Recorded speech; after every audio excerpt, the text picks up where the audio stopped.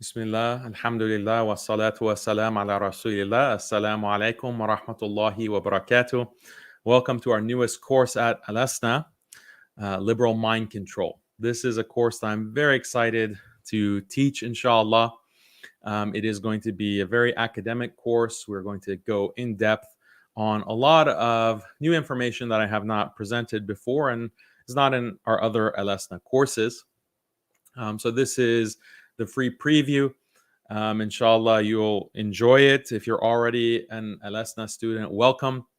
If you want to take this course as an Alasna student, make sure you've taken the prerequisites. We always recommend taking Dark Storms and Tortured Minds first before taking some of the more advanced courses like this. Also, it'll help to take The Great Lie. That is another course on liberalism, and it will greatly help you with this course. So without further ado, let's get into some of the basic introduction.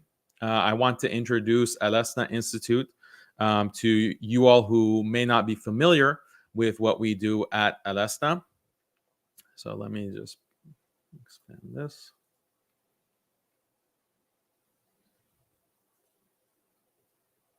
Okay. So let's go to the introduction. So if you want to take this full course after the preview, you can go to alasna.org and simply select an option. You can buy the course individually, or you can subscribe to our course library, which has all of or most of Alasna courses. And when you're subscribed to the course library, you can take as many courses as you want. It's all on demand. We also have a weekly halaqa where myself or a guest instructor will give a lecture, and then we have discussion and Q&A. Sometimes you can see the clips of those halaqat on Muslim Skeptic YouTube channel. So there are two options. If you just want to try out this one course, Liberal Mind Control, you can also purchase it individually. So as far as Alasna Institute, the whole purpose of Alasna is to provide academic, rigorous courses that deconstruct all of these isms, all of these ideologies that are attacking Islam. And usually, if you want to learn in depth about liberalism or feminism or secularism or atheism or scientism at an academic level, you have to go to a university. You have to go to a college, go enroll in some kind of program at a liberal arts college. The problem is that in those institutions, they're not going to critique those isms. In fact, they're going to defend them and promote them either explicitly or implicitly. So, this is not a good option for Muslims. So, where do you go to deconstruct these isms and realize the truth of Islam or get a deeper appreciation for the truth of Islam, fight doubts that are caused by these isms against Islam?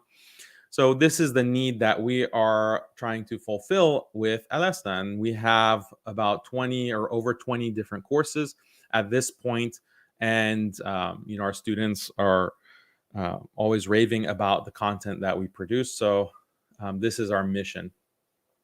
And our courses range from courses on these isms, for example.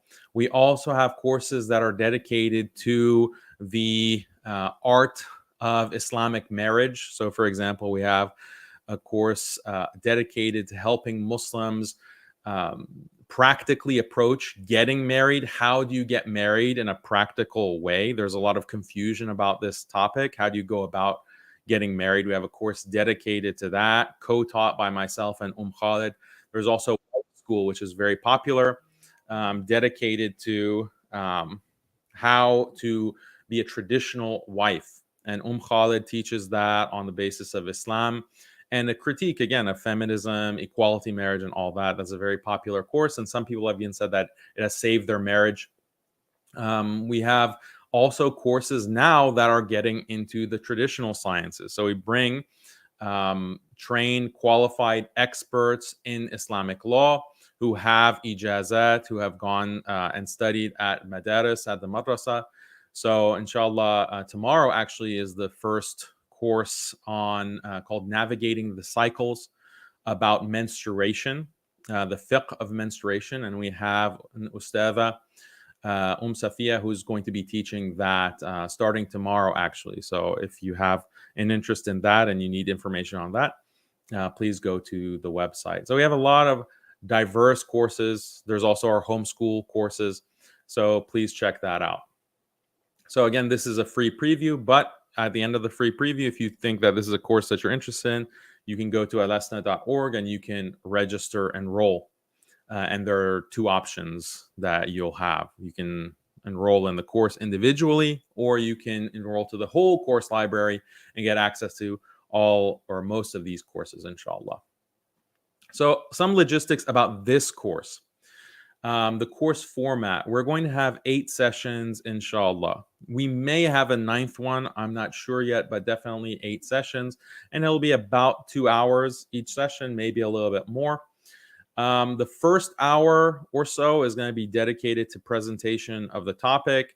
And then the second hour or hour and a half, depending on how long the lecture is going to be discussion and Q&A. So I will be addressing questions from the chat.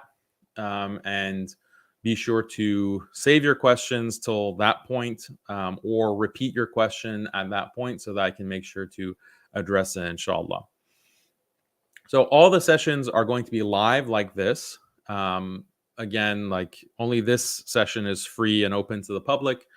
But regardless, all the sessions afterwards will also be live and they'll be recorded. So if you want to come to the live session, ask questions, and discuss, you can do that. That's highly recommended. Some people, the timing might not be ideal for them.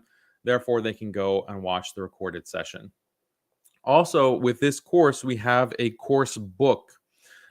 This is almost 100 pages, or actually a lot more than 100 pages once we have it finalized. But we will release this book to students at the end of the course. The electronic copy of this will be available to students at the end of the course, and it has all the references, it has all the material that you need, so that after you're done with the course, you can go back and read the book, you can refer to it, you can even teach from it. So that is something we're really excited about. And then eventually, that later down the line, we may also release it to the wider public as well. Again, there's a lot of great information, great research that has gone into this course and gone into the book, and we want to make that available to the wider Muslim community. But Alasna students get the first priority, inshallah. So once you're registered for the course, then you just check the course portal and you'll see the timing for the live sessions. And you can also get the link to the live sessions from the course portal when you're logged in and enrolled in the course. Okay, so that's the logistics. Now, what is this course, Liberal Mind Control? What is the point of this? And this is the question that we can start with. Why do so many people find Islam strange? Even some Muslims find Islam to be strange. Why is that? What is causing that? And this is something that we read in the hadith. بدأ الإسلام غريبا وسيعود غريبا. Islam began as something strange and it will go back to being something strange. So glad tidings to the strangers. So what is causing Islam to be viewed as strange and as something backwards or barbaric? If you've taken some of our other Alasna courses, you know how we talk about the rational superiority of Islam, the moral superiority of Islam, how it is this superiority that people throughout history have recognized. And that is what has led to so many people, millions and billions of people becoming Muslim. So over time, this is something that we've seen, and it has to do with the qualities of Islam. And some of those qualities that historically were seen as the strongest aspects of Islam are now considered to be backwards, to be barbaric, to be something that is, should be left behind, or Islam as a whole is seen as shackling you, as as chaining you down. Why this shift historically? What some examples of this are Islam's uh, gender roles, Islam's roles when it comes to family, concepts like birr al walidain, like being good to parents, for example, or the maintaining the ties of kinship. These kinds of concepts are so important in Islam, and they were always seen as like these beautiful qualities of Islam that show that Islam is such a civilized, beautiful religion that creates flourishing societies, flourishing families. And this is why Islamic civilization has enjoyed such heights of strength. But now these same kind of rules are seen as barbaric, or why do I have to obey my parents? Like, why is Islam requiring me to respect my parents? Why is Islam requiring me to maintain my ties of kinship? Why is Islam requiring me to take care of my parents in their old age? Why is Islam requiring, wives to obey their husbands? Why is Islam requiring all of these things? These are like chains. These are chains that are making life difficult, and we want to reform Islam, or we want to get out of having these kinds of obligations and duties. So Islam is now experienced as being burdensome and chaining people down. And how that happens, how people go from viewing Islam as the peak of rationality and morality, the peak of civilization, to viewing Islam as something backwards and repressive, oppressive. That is what liberal mind control does. You know what mind control is? Like controlling the mind, influencing the mind to think in a way that's not natural, to take people out of a natural mindset, which Islam naturally appeals to. Islam is the religion of Allah, and Allah has created our nature. Allah has given us the fitrah, for example. So our natural reason, our fitrah, our natural morality finds Islam very appealing. But then if there is corruption or social influence that changes our mind and reforms and recasts our mind and takes us away from the fitrah, then this is how we can view something that is inherently beautiful and experience it as something that's ugly or backwards or oppressive or so forth. So this creates a threat to Iman. People who have been brainwashed and indoctrinated by this liberal system will start to get distant from Islam. If they're non-Muslims, they won't want to become Muslim. They will flee from Islam. And if they are actually Muslims, they will start to have doubts, shubuhat about Islam. And some of them, may Allah protect us all, may even leave Islam.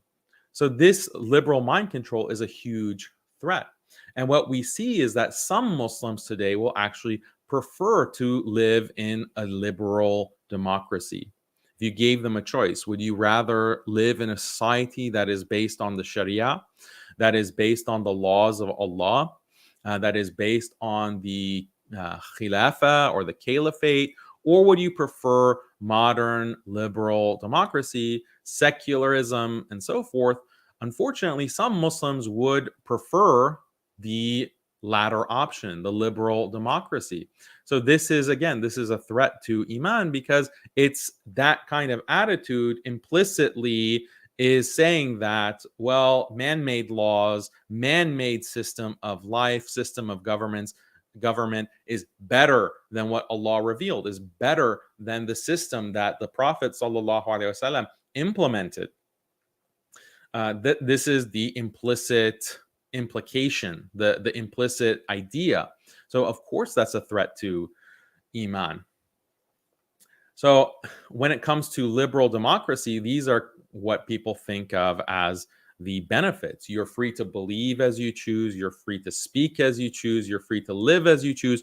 You're free to choose your government. because you're democratically electing the government, and you have choices, and anyone can run for president or run for office. You can live as you choose because there's religious freedom. You can speak as you choose because there's freedom of speech. You can believe as you choose because there's freedom of religion, as I said. So this sounds like a great situation. This sounds very appealing. Like, well, who would not want this kind of freedom? Like, who would not want to live in this kind of way? And Islam, when we look at the rules of Islam, it seems to oppose all of that. It seems to be contrary to that kind of freedom. If you are living under a khilafah, then you can't choose the khilafah. You can't choose to violate the norms of the Sharia. You cannot live just 100% as you choose. You cannot speak. There are certain restrictions on speech, things like laws against blasphemy, or for example.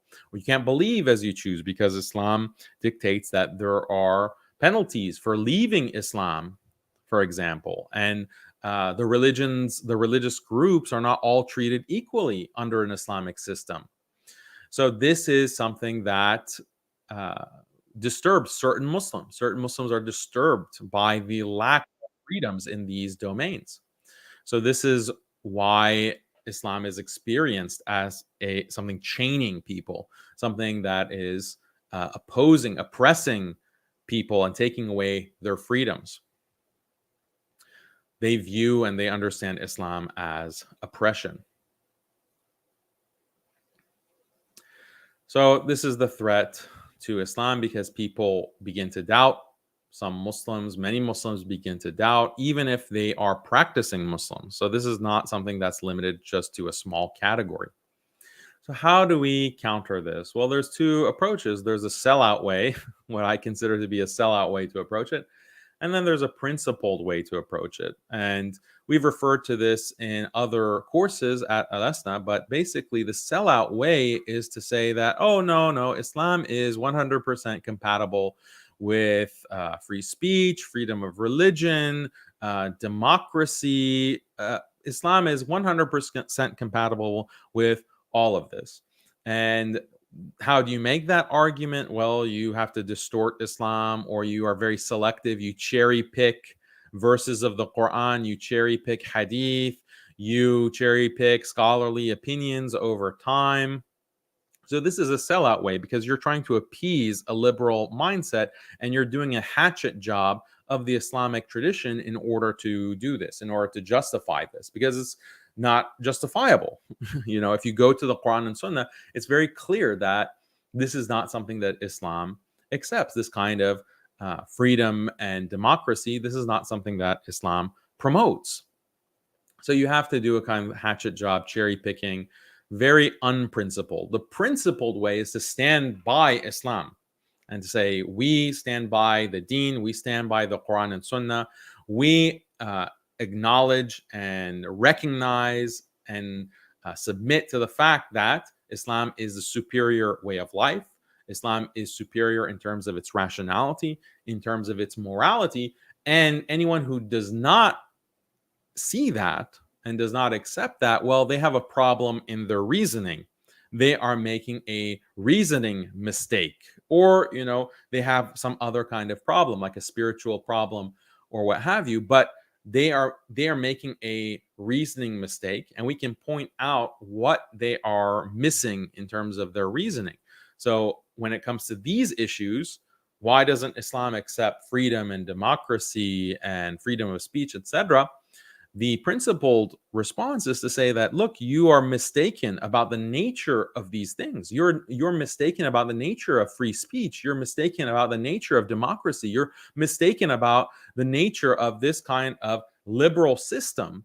You perceive it to be this beautiful, wonderful, superior thing, but you are fundamentally mistaken. And here's why. And you give reasons, X, Y, Z. You do an analysis. So that's what this course is about. We're going to do that analysis.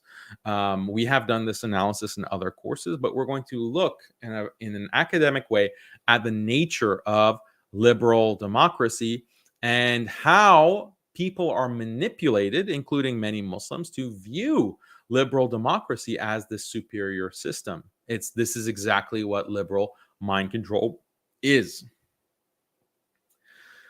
So, to understand the contrast, we have to get some basic distinctions down. So, there's liberal democracy versus authoritarianism. So, every country in the modern world claims to be free. Every country claims to be this free democracy. Actually, I mean, there maybe a couple of them don't. Like, I don't think Afghanistan nowadays claims to be to aspire to these ideals of freedom and democracy. So good on them.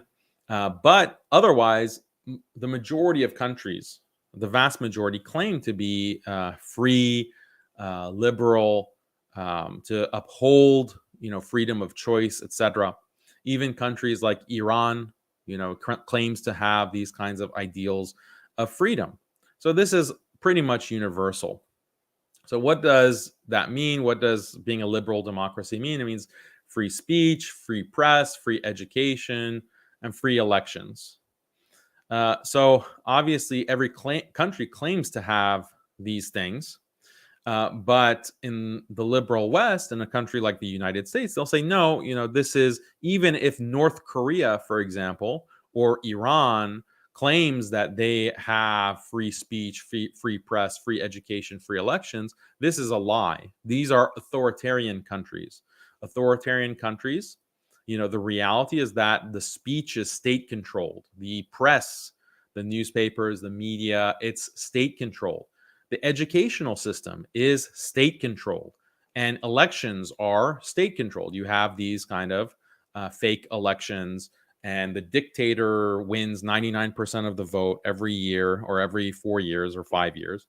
So these are state controlled elections in a country like Iran or North Korea or China, for example, or Russia.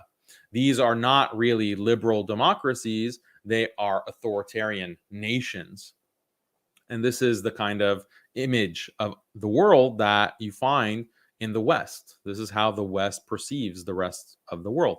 Now, there are certain countries that are liberal democracies, like they think the US, the UK, Canada, France, Germany. These are true liberal democracies. There's true free speech, true free press, true free education, true free elections in these true liberal democracies. And then on the other side of the spectrum, there are the authoritarian countries with dictators. And then in the middle, there are countries that are under threat of becoming authoritarian. A country like Mexico, for example, or a country like Brazil, or various African countries. They are on the threat. There is a threat of becoming authoritarian. They're kind of in the middle. So this is all the perception of the West, of the liberal West. So the reality, though, that is the myth. That's the hoax. But the reality is that all countries, there are unelected government-linked elites who are choosing the laws and the policies. And these elites are imposing propaganda on the population through educational and media institutions. So in other words, all countries, you have state-controlled press, state-controlled elections, state-controlled speech, state-controlled education. That is, in fact, something universal. And sometimes in the countries that are perceived to be the most liberal, those are the countries that have the most state-controlled institutions and the most state-controlled speech. Countries like the US, the UK, Canada, France, Germany, and so forth. So this is the reality that we are going to be justifying in this course, because people will be skeptical. People will say, are you seriously going to tell me that there is equal freedom in France as there is in China, or that there is in North Korea, or that there is in any of these other countries? What I'm saying, and what we're going to be exploring in this course, is that is there is a lot to that argument.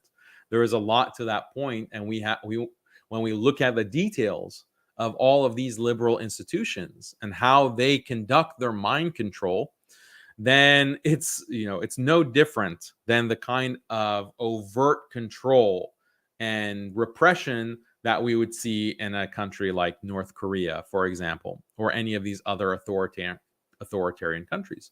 You're not getting rid of the authoritarianism, despite the fact that you claim, that we're living in a free democracy in these beautiful Western countries, etc. So this justifying that statement is the whole purpose of this course, because when you see that that's the case, then that breaks the spell. You're breaking the liberal mind control spell, and you're able to see the reality. Basically, you're pulling aside the curtain, and you're seeing what's really going on, what's really happening in these countries. And this is something that you're not going to learn in a college. You're not going to go to a college course through a college course and understand this. There are some intellectuals who do talk about this to a certain extent. So you have certain leftist thinkers like Noam Chomsky, and he'll talk about manufactured consent. He'll talk about the nature of state controlled propaganda. But Noam Chomsky, if you're familiar with him, he's a very accomplished academic, but he just doesn't go far enough. He doesn't really go far enough in analyzing the nature of this liberal mind control. So we're going to go beyond, like, if you're familiar with Noam Chomsky, we're going to go well beyond, his kind of arguments about the state control of the media, manufactured consent, and so forth.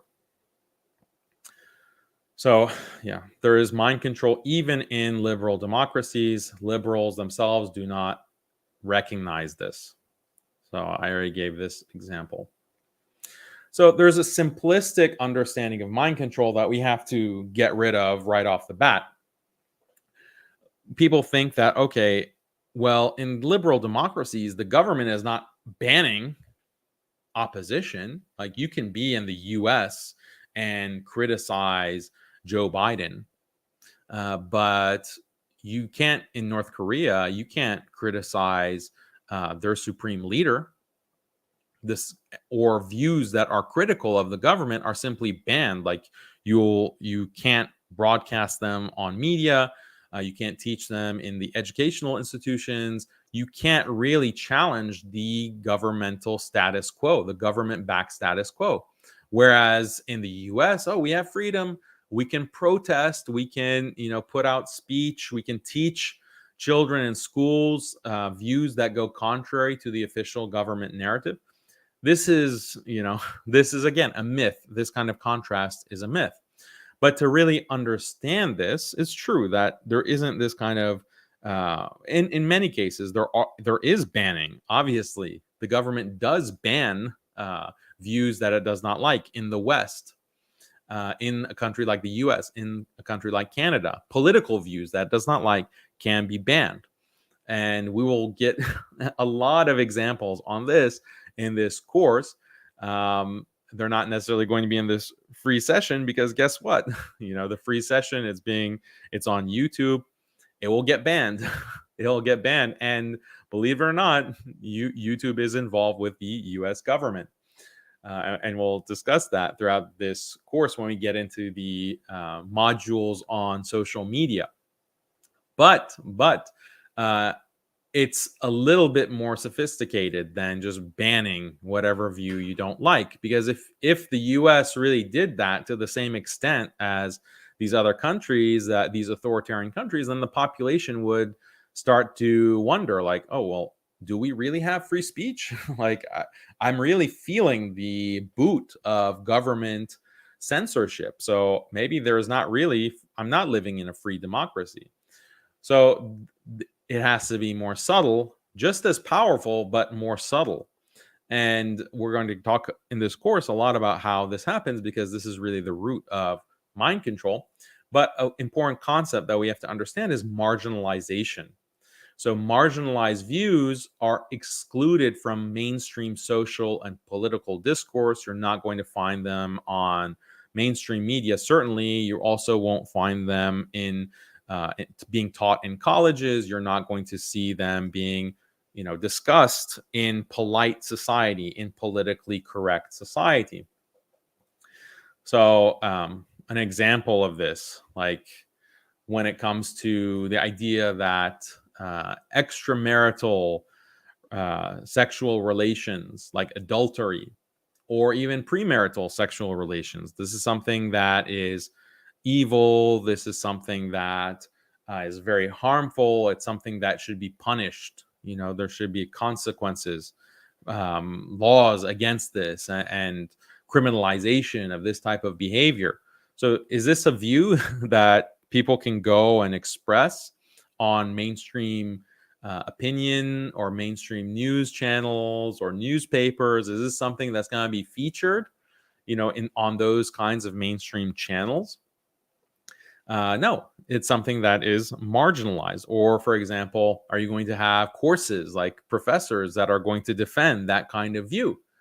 No, there's not a rule on the books. There's not a law on the books that says this view about adultery or fornication cannot be taught. There's no law on the books. There's no policy on the books. But the way that the institutions, the liberal institutions, are set up, when it comes to their hierarchy, their hiring practices, their their community guidelines, for example, or their code of ethics. All of these things are implicit that certain views are not going to get a fair shake. Certain views are not going to be allowed to be preached from the pulpit, basically, in the mainstream. In the mainstream. Yeah, if you want to have your own little church or your own little mosque, with your 10 followers, sure, you have the freedom to advocate whatever you want, with an asterisk, because it's not really whatever you want, as we'll see in this course. But like, this is how they can maintain a facade of freedom, of free belief and free speech. It's through marginalization. The mainstream institutions are very tightly controlled. And as we'll see, like, the internet poses a big problem to this kind of control of the mainstream, because you can have a very large audience, and be illiberal, and the government has limited ability to control that. They're trying to figure out how to control that, how to control the internet. And that's going to be a big part of what we discuss in the course, inshallah. By banning and marginalizing non-liberal views, liberal states ensure they have the support of the majority of the population. So this is very critical. Like, why ban non-liberal views? Is that you want to maintain a population that is liberal in its understanding, in its attitudes, because a liberal population will support a liberal government. A liberal population will vote for a liberal government. Now, again, this is something that I often state, and this is something Alasna students know very well at this point, that when we talk about liberalism and what is liberal, we're not talking about the left wing. We are talking about philosophical liberalism. So when it comes to philosophical liberalism, the left wing and the right wing, when it comes to US politics, or liberal and conservative when it comes to US or Canadian or British politics, they're all under the overall umbrella of philosophical liberalism. They believe in maximizing freedom, individual freedom, and equality. The different wings in politics, left wing or right wing, conservative or liberal, they just have a different understanding of how to best achieve maximum freedom and maximum equality for their population. But they all agree on the importance of maximizing individual liberty and equality. That's what makes them liberal in the philosophical sense. So just keep that in mind when we're talking about liberal mind control. We are not talking about like left-wing Democrat mind control. No, Republicans, Democrats, all of these different parties, and different wings of politics, they're all under the umbrella of philosophical liberalism. Something that is outside of that kind of liberal umbrella is like a theocratic system, or khilafa, like the caliphate. That's not a liberal system, because the driving ideology of a caliphate, for example, is to uphold God's law, the Sharia of Allah. That is not like And yes, there are aspects of freedom and equality part of the Sharia, but unlike liberal democracies, it's not the only concern. There are other values and other interests that the Sharia and the Caliphate would prioritize. So that's the difference to keep in mind. So a bird's eye view. How does mind control actually work? It's through constantly hoaxing the public, constantly manipulating the public, constantly creating a population that is liberal. That is what mind control is. So, how are we going to go about understanding mind control in this course? Well, there are two steps that we have to keep in mind. Step one, we have to understand the nature of liberal ideology. And that's what we're going to talk about for the rest of the course. We're not going to finish it though, but that's the first session. We're going to look mostly at understanding the nature of liberal ideology. And then step two, how liberal institutions function in controlling minds. That is going to be the majority of the course. We're going to look at all of these liberal institutions. So, educational institutions, very critical, looking at the details of how educational institutions in these liberal democracies function. Media institutions, how they function, laws, how liberal laws restrict people in very severe ways and maintain a liberal status quo. This is very important. Religious institutions, how religious institutions within liberal democracies are systematically liberalized and reformed. Religious traditions are reformed within these liberal democracies, and that's a project that's undertaken by the state. It's supported by the state. This might be a surprise for people in the US, especially, even though it happens in the US. But if you look at other countries like England, for example, the Church of England is closely controlled, especially historically, by the government, by the government of that country. Same thing in France, same thing in Germany. There's mass surveillance. This is a big part of mind control, controlling the population. NGOs, the work of non-governmental organizations in upholding a liberal status quo. The court system, the judicial system, corporations. How are corporations involved in maintaining a liberal status quo? This is we're going to look at many examples, but one recent example are the Twitter files, or big tech in general. How big tech is working and has worked with governmental agencies in order to enforce a liberal worldview.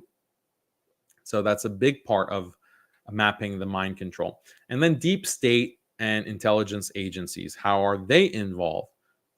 They play a very important and big part. And then political parties. This is part of the political system, and this is very critical to maintaining the facade of freedom and democracy and so forth. So let's get started. The nature of liberal ideology. This is step one, as I mentioned, and we're going to go through most of it, or a big portion of it today, inshallah. So liberal democracies, as I mentioned, they can only function if all citizens embrace a liberal status quo. And in other courses at Alasna, we've called this the modernist paradigm. So especially if you've taken Dark Storms and you've taken Tortured Minds, you know that what a paradigm is, and you know what are the main components of a paradigm. If you don't know what a paradigm is, you can take the course, or just, for ease of understanding, it basically means worldview. There are some important differences between what's a paradigm and what's a worldview, but for all intents and purposes, you can understand it as worldview. So what are the two components of the modernist paradigm? Alasna students, you guys know this like the back of your hand by now. Scientific materialism or scientism, and liberalism. These are the two main components of modernism. And liberal democracies can only function if citizens embrace these two things. If the citizens of the liberal democracy do not accept these things or actively fight against those two things, then the legitimacy of a liberal government is under threat, and there's going to be problems. There's going to be violence and chaos and rebellion. So, this is why it's so important for liberal democracies to enforce the modernist paradigm. Now, again, when we're talking about liberal democracy, we're talking about liberalism. This is what we mean. We're talking about philosophical liberalism, not just the left wing or Democrats. So, morality is about maximizing individual freedom and equality. That's what liberalism basically is. And does Islam accept liberalism? No, Islam does not accept liberalism because we know that morality is more than just about maximizing individual freedom and equality. Islam, in fact, is against maximizing individual freedom. An example of this: does a person have the maximum freedom to just ignore his parents or ignore his children, for example? No, there are duties. You have duties to your parents, you have duties towards your children, you have duties towards your spouse. These are things that will conflict with your individual freedom, because if you have a duty, that means you have an obligation. You have to do something despite your choice, despite your ability to freely choose to do something else. So Islam is against maximizing to the absolute limit individual freedom. And also equality. Islam acknowledges that, well, equality is not absolute. There are instances of equality that are important, and we're going to talk about some of those examples. But there's not this kind of absolute equality that is pushed and propagated by liberalism. So this is the difference between a liberal system and an Islamic system, or other religions as well, because other religions say that there are other values, like freedom and equality are not the only things, the only values, whereas liberal democracies say that no, these are maximizing individual freedom and equality. Those are the ultimate goals. That should be the goal. Any good government should have that as their only goal. You maximize individual freedom. The only limit on freedom is the harm principle, basically. As long as you're not harming others, then you should have the freedom to do whatever you want. So that's like the maximum position, the maximal position of freedom. So this harm principle is at the core of liberal morality, but it's all about individual freedom and equality. So marginalized views, as I mentioned, are excluded from mainstream social and political discourse. By banning and marginalizing non-liberal views, states ensure they have the support of the majority of the population, and that's what they need to maintain for their legitimacy. So how does liberalism uphold this golden rule? This golden rule of maintaining the liberal status quo?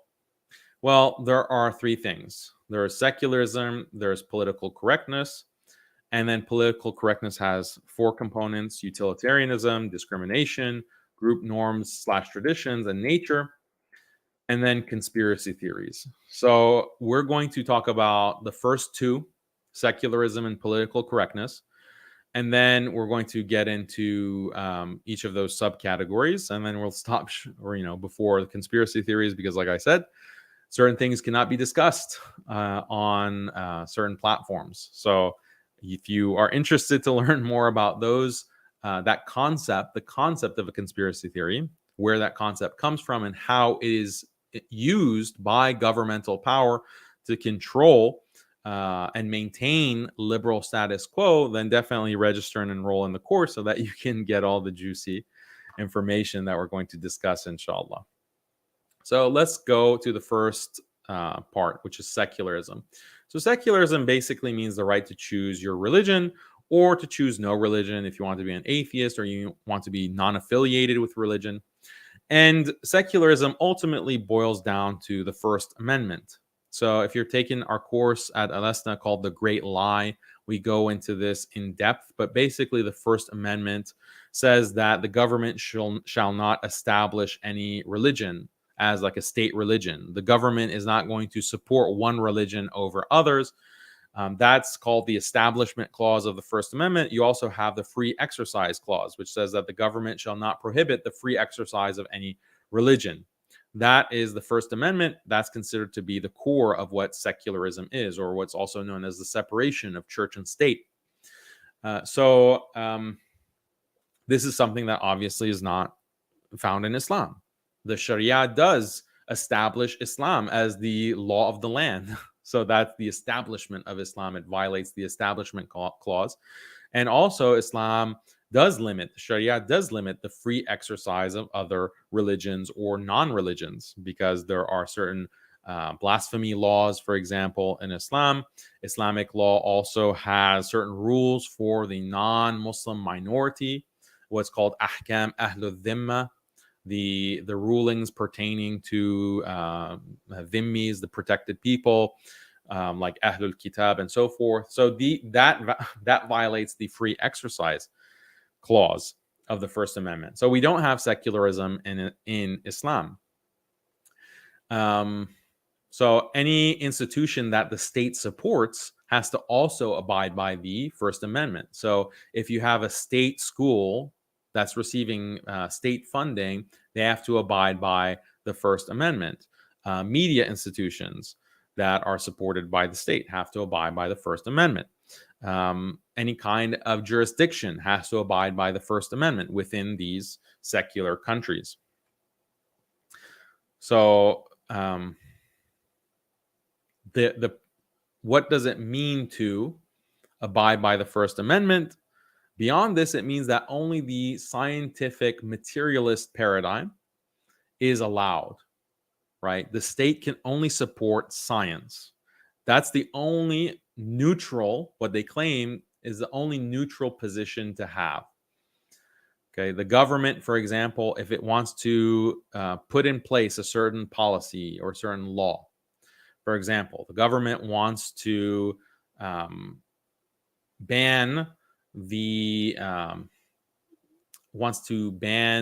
the burning of trash. So, for example, you have trash and you want to get rid of your trash. You decide to burn it. The government says, no, you cannot do this. Now, the government justifies this ban on you burning your trash by saying that, well, this is going to pollute the air. It's going to reduce the air quality, and therefore, this is why we're banning it. That causes harm to other people. It infringes on their rights. It infringes on their freedoms, because the air quality is going to go down if everyone burns their trash. Therefore, we're banning the burning of trash. This is a secular law, and it has a secular justification. It's a scientific materialist justification. What if the government says, yeah, you can't burn trash because the smoke is going to disturb the sky god? It is going to disturb the gods of the sky, for example, or it's going to disturb Zeus. Then this would not be a secular justification for that law, and it would be rejected as being non-secular. So this is the difference. The government it can only appeal to scientific reasons, purportedly scientific reasons, and this overall materialist paradigm. So, but is this true neutrality? Is this really neutral to when you only are appealing to a scientific paradigm? So, for example, are secular schools really neutral about religion? The claim is, yeah, well, secular schools, like public schools, public universities, they're state funded. They have to maintain neutrality. They cannot prefer a certain kind of religion or certain kind of perspective. You have to be neutral. But the reality is that schools are teaching this fundamental idea that truth is established via scientific methods. So, such as empiricism, mathematical analysis, mathematical deduction. Truth is established through science. This is what schools teach. This is what children are learning in public schools. This is what children are learning as they get into high school and then ultimately college. This is what is considered neutrality. Truth is established via scientific method. But the reality is that religious claims are not empirical in nature. Religious claims about uh, God, about the afterlife, religious claims about certain moral values, those are not empirical in nature. It's a different category of truths, different category of facts. They're not empirical facts, they're religious facts or moral facts, uh, or fact claims, factual claims, you could call them. So this science or schools are undermining religion because they're teaching that, well, truth, whatever is true, has to be scientific and established on the basis of science. But guess what? Most of religion is not, that kind of claim. So schools are implicitly these, bastions of neutrality are implicitly undermining religion while they claim to be neutral. And this is the kind of impact that schooling has. So is it a surprise really that so many people who go through a school system and then go to college, they end up becoming atheists, or they end up leaving organized religion and instead adopting this kind of abstract idea of, well, maybe there's a God or maybe there's a higher power, but obviously religions are just bogus. Is this really surprising? No, because throughout the school system, throughout the school system and throughout one's education, you're being taught that truth is scientific. The only objective truth is scientific truth. Everything else is just opinion, the opinions of different people. This is often taught to elementary school children very early on, the fact opinion distinction.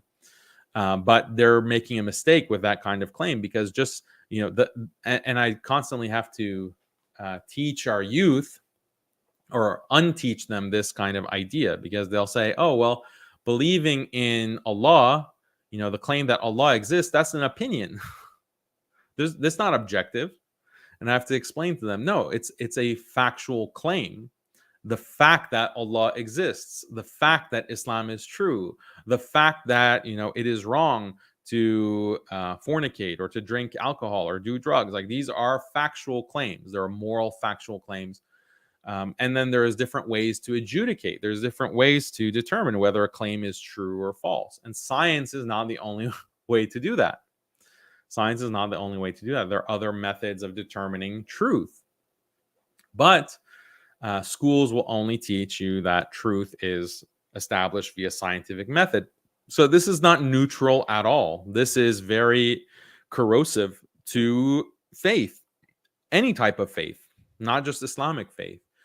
So it's not a surprise when atheists will say that, oh, well, the more educated you are, the more likely it is that you're an atheist. Well, that's not really surprising. It's not like because atheism is more rational or atheism is something that appeals to a more educated mind. It has to do with the nature of that education that you're getting for, over 16 or 18 years. So this is false neutrality, not true neutrality. Also, the legal system. Is there true neutrality in the legal system? So we discussed this in our Alasna course, The Great Lie, that all laws, the legal system, when you have any law, you're going to presuppose a worldview or a paradigm, because all laws require certain assumptions about the way the world works, certain assumptions about what's right or wrong, certain assumptions about the nature of a human being. So all of those assumptions or presuppositions are baked into your worldview or your paradigm. And then all laws will, even in secular countries and theocratic countries and Christian countries and Jewish countries, you have those kinds of presuppositions, and the law is going to be based off of that. So when it comes to what the liberal would say is that, well, Muslim countries, all the laws are based on Islam, this Islamic paradigm or the Islamic worldview, and that's being imposed on people who don't accept that belief system. They don't accept that worldview. So this is unjust. You're coercive.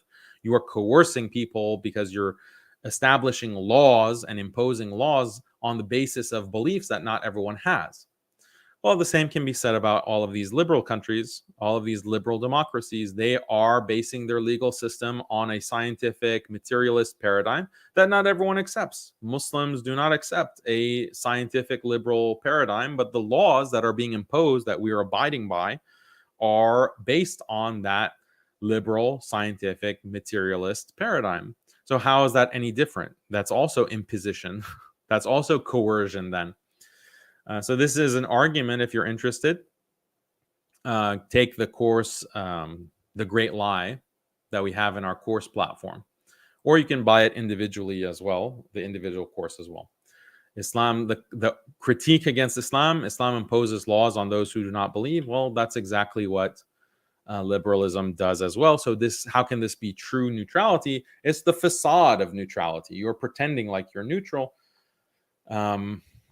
And Islam is not neutral, but in reality, you are not any more nonpartisan. Liberal democracy is not any less nonpartisan than Islamic system of government or other authoritarian types of government. Okay, so that was secularism. Now let's talk about political correctness. This is a huge part of liberal mind control. So we're going to spend a little bit of time unpacking it because it's very important for us to understand this. So liberalism promotes science selectively because it also has to accommodate liberal morality, which, as we discussed, means maximizing freedom and equality. This is this is the lie, basically, because liberalism claims, and their governments claim, that we're going to only be abiding by scientific materialism because that's the only true paradigm, the only true worldview that's objective, that everyone can agree to, they claim. So it's the only true neutral worldview to appeal to, as a system to appeal to for establishing laws, deriving laws and policy. But in reality, liberalism is very selective. It is very selective and unscientific because it has to, in certain respects, because it has to accommodate liberal morality. So imagine, the science. There are scientific studies that establish that people are happier and healthier without premarital sex. Okay, you have the science there. It's established scientifically. Therefore, you have to have laws against premarital sex. You have to ban it. You have to criminalize it. You have to punish people who engage in it. Well, because of the science. The science says that people are happier and healthier when they don't engage in this type of behavior. Is the liberal democracy going to put down that law on the basis of science? Is the liberal democracy going to prohibit fornication on the basis of that science? No, it's not going to change. It's not going to establish that kind of law because that violates sexual freedom. It is politically incorrect to go against this kind of freedom of an individual to engage in all kinds of sexual behaviors, as long as they're consensual, of course.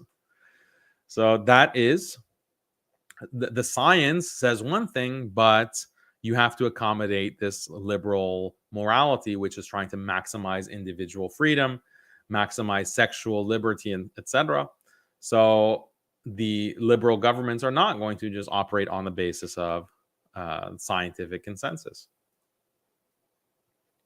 And this is something that we can understand theoretically, that this is the case. And we can, if we wanted to do a history of science or a history of Western governments, liberal governments, something that we could see and decipher, like that this is happening, that this type of this kind of rejection of science when it contradicts liberal norms, we can see that that's happening when we look at history. But we don't even have to do that because liberal institutions, scientific institutions, admit that they're doing this. They admit that they will disregard science if it contradicts liberal norms. So this is a paper that was published in Nature. Nature is one of the top science journals in the world. In 2022, they published this article. The title is "Science Must Respect the Dignity and Rights of All Humans." right? So you just see that title and you think, well, who is defining what dignity and rights of all humans mean? Like, who is deciding that? So, basic summary is that they say peer reviewed science must align with liberal norms. We're not going to publish, and no one should publish, articles or research that conflict with liberal norms. So here are the quotes from the article. You can go and pull up the article yourself if you want to read it. It's very worthwhile to read. They say that people can be harmed indirectly. For example, research may inadvertently stigmatize individuals or human groups. It may be discriminatory, racist, sexist, ableist, or homophobic. It may provide justification for undermining the human rights of specific groups simply because of their social characteristics. So this is bad. Like, if research is doing this inadvertently, forget about like deliberately, but even inadvertently, if research is implying a conclusion that is, racist or sexist or ableist or homophobic or otherwise discriminatory, then this is very harmful. It's undermining the human rights of different groups. In creating this guidance in the article, we took as a starting point the first article of the Universal Declaration of Human Rights. Humans are free and equal in dignity and rights. We drew on the several covenants and conventions of the United Nations.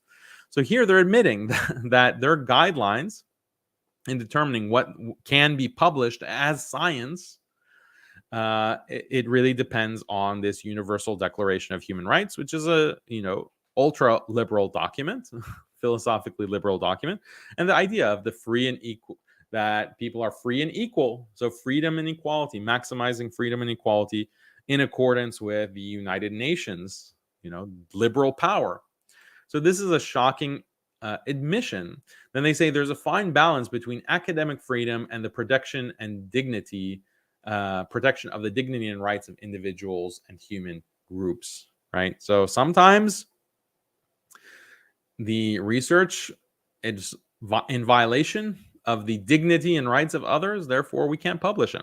We cannot even, it doesn't matter how good the research is. It doesn't matter how much evidence there is to support that position. Sorry, we're not going to publish that. We can't consider that to be acceptable academic research. So researchers are encouraged to promote equality between men and women in their academic research, which by its nature should be grounded on the recognition of merit, competences, and creativity, regardless of any other personal attributes or orientation.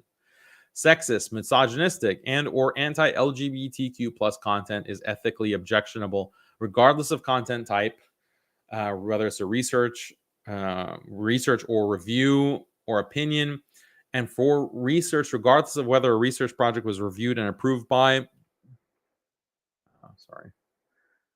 appropriate ethics specialists, editors may raise with the authors concerns regarding potentially sexist, misogynistic, and or anti-LGBTQ plus assumptions, implications, or speech in their submission. Engage in external ethics experts to provide input on such issues as part of the peer review process, or request modifications to or correct or otherwise amend post-publication, and in severe cases, refuse publication of or retract post-publication sexist, misogynistic, and or anti-LGBTQ plus content using the guiding criteria 1 through 4 in the section above. So they're saying explicitly, like, you have to maintain a certain understanding of equality. The sexes are equal. All groups are equal. You cannot publish anything that contradicts that. You can't publish anything that's considered sexist, misogynistic, homophobic. This is not going to be tolerated. And you have to actually strive in your research to support those values, support those norms of equality. So this is how a value system is going to dictate the science. And what liberals end up doing is, as we'll see later in this section, is that they will claim that, well, liberalism is justified on the basis of science. So it's very circular. If you only allow liberal views to be published as official science, then yeah, not surprisingly, your liberalism is going to be the only kind of worldview or paradigm that is supported by the science. Like, this is circular reasoning. So this is important to understand, like how science is a critical part. Science is a critical part of establishing this liberal status quo, and it's a critical part of liberal mind control. So now let's look at political correctness in light of moral psychology. So in philosophy, there's this thing called the is-ought distinction. And David Hume is the philosopher that is famous for making this distinction. What David Hume says is that, well, you have things that are just factual, like the sky is blue, like the earth revolves around the sun. You have facts about the human nature, or the human body, rather, human anatomy. You have facts about the material world. That's all what is. Facts about what is, what exists. Then there are moral claims about what ought to be the case. What should humans do? What should they do? What are they obliged to do morally? That is ought. And there's always going to be a gap between what there is and what ought to be the case. So, for example, hitting someone causes him pain. If I hit someone, especially very hard, then that will cause that person pain. That's a factual statement because it's a fact about the human body.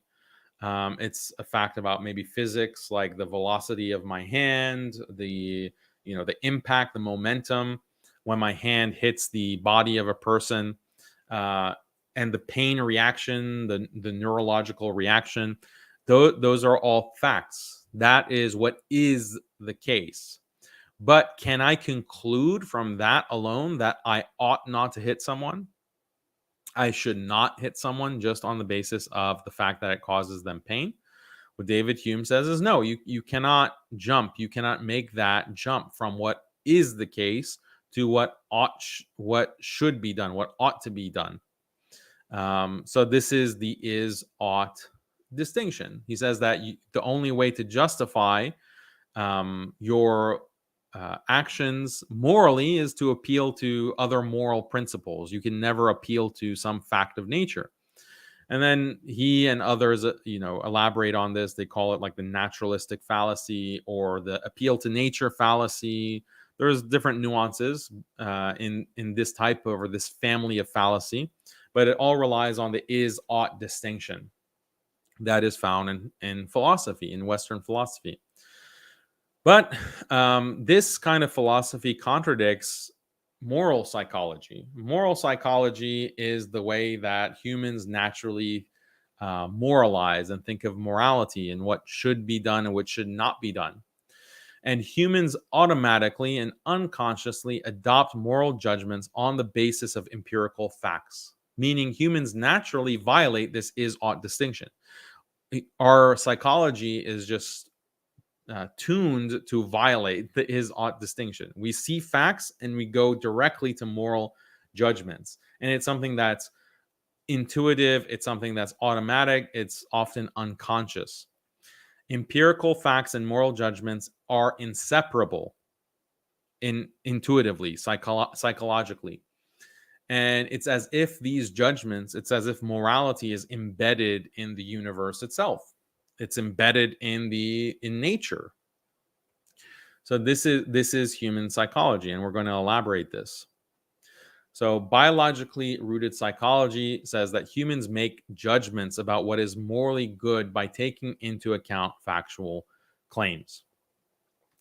So our biologically rooted psychology inclines us to accept certain basic types of moral arguments or judgments. And these fall into certain categories that we're going to discuss.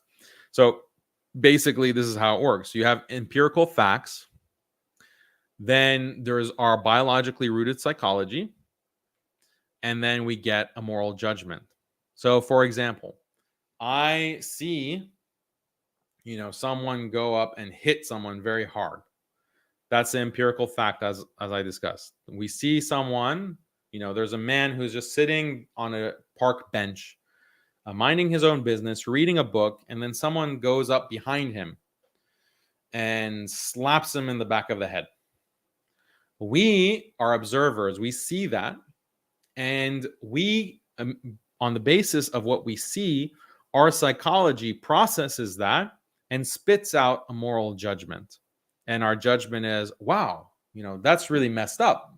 That's really something wrong. How could you do that? That's what we're talking, the relationship between empirical facts and moral judgment as mediated by biologically rooted psychology. So that psychology has certain features and certain aspects that we want to describe and outline for you. So these are the four main aspects of biologically rooted moral psychology that we want to discuss: utilitarianism, discrimination, group norms/traditions, and nature. So what do these all mean, and why are they considered to be natural, part of our natural psychology? So utilitarianism, the natural intuition that we all have, like that human beings have in general, is that we unconsciously take into account consequences. This is why utilitarianism is sometimes called consequentialism. Consequentialism, because it's concerned with consequences. So happiness increasing activities or actions or consequences, and pain increasing consequences. So we take into account the consequences. If happiness consequences are more than the pain consequences, then we judge that action to be morally good. Okay, this is kind of utilitarian thinking, but it's something natural. Like humans have these utilitarian intuitions very naturally. It's not all of our moral psychology, important to note, but it's definitely a part of our moral psychology. This kind of moral psychology is also enshrined within Islamic law, within the Sharia, and also in terms of the Qadi or the Mufti. When he is making his ruling, he also has to take into account consequences. So if he gives a certain ruling and that leads to more harm or more pain than more benefit, then he should not make that kind of ruling. This is referred to as like maslaha reasoning. Maslaha versus mafsada. Mafsada meaning the harms, maslaha meaning the benefits. You have to weigh, do the benefits outweigh the harms? And that will give you the judgment. It's based on the consequences of a hukum or a decision by the mufti or the qadi or a ruler, for example. So a lot of our moral judgments are based on consequentialism, consequence-based reasoning. Okay, so I'll give you plenty of examples here in a second, like health policy. So let's imagine a government. There's a new medicine, and the medicine is determined to have all kinds of benefits. Like it's going to really benefit the majority of people, but it has some side effects. This medicine has some side effects. Certain parts of the population might get sick because of this medicine, or they may even have fatal complications because of this medicine. So in the government deciding, should we mandate this new medicine, they weigh the pros and the cons. They weigh the benefits versus the harm. If the benefits outweigh the harm, then it's morally good to mandate this new medicine. That's an example of utilitarian type of moral psychology. There's also discrimination. So equality means that we treat people equally. We treat people in general equally. And Islam also acknowledges this notion of equality, unless there is a relevant difference that would make us not treat people equally. If there's a relevant difference between people, that we then can be justified in discrimination. Okay, this is found in Islam. It's also found in liberal systems, but this is something that's intuitive. This is our moral psychology. So, for example, building a house. If two men are involved in building a house and they both equally work to build that house, they both equally contribute resources to building a house, then we intuitively believe that both of them should have equal share of that house. They equally should own that house. That is what the intuition is. We treat them equally unless there is a relevant difference. So, what if they both spend the same amount of time building the house, but one of them is paying for all of the material of the house?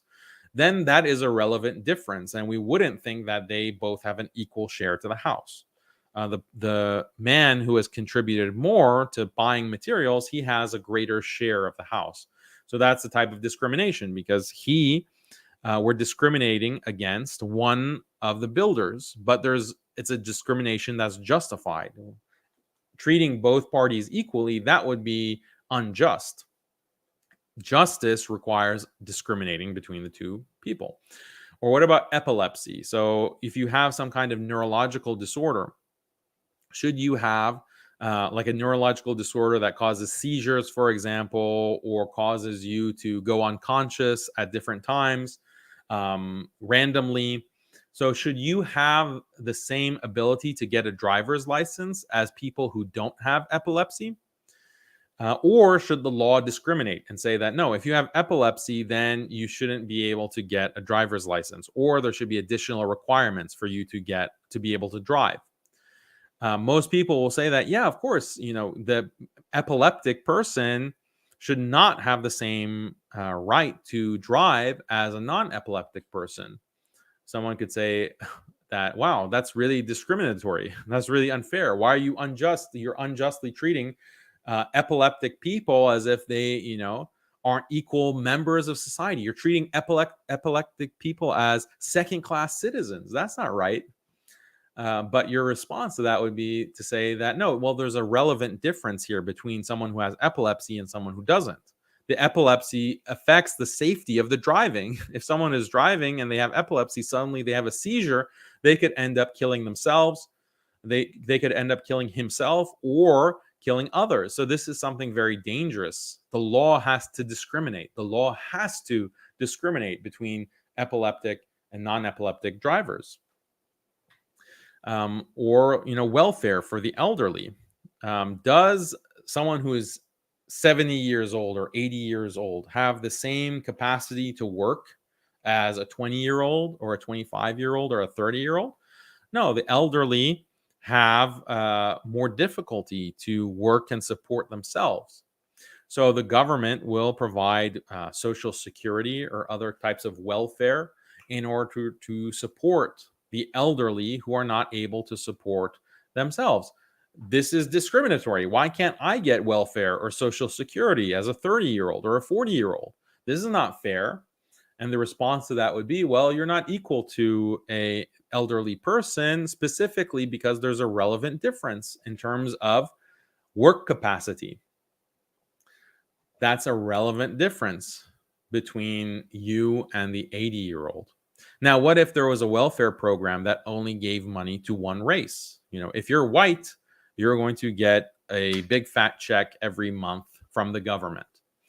And then someone says, well, that's not fair. That's discrimination. You are giving white people this big bonus every month, and non-white people don't get access to that kind of government assistance. That's discrimination.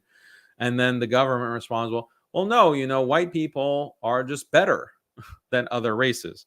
Then you would rightfully say, well, that's racist. That's not a relevant difference. Do you see? That's not a relevant difference. That is, the color of someone's skin, that somehow has an implication for their moral worth and whether the government is going to assist them or not. That's not a relevant difference. That's discrimination. That is unjustified discrimination. So hopefully now you see like this kind of difference, like justified versus unjustified discrimination. Discrimination is found in every legal system, including Islam. Obviously, I'll give you examples.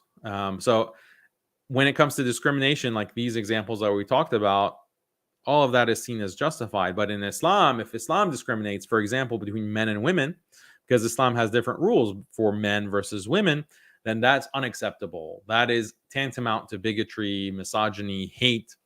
But the answer from Muslims is very simple. Well, there are relevant differences between men and women, and that's what justifies the difference in treatment. It justifies the discrimination. In certain things, men get an advantage, and other things women get an advantage. But those differences in the treatment of the genders is based off of this type of reasoning. There's a relevant difference that justifies the discrimination. Otherwise, Islam also accepts equality as a value. We just have these kinds of claims about what are relevant differences.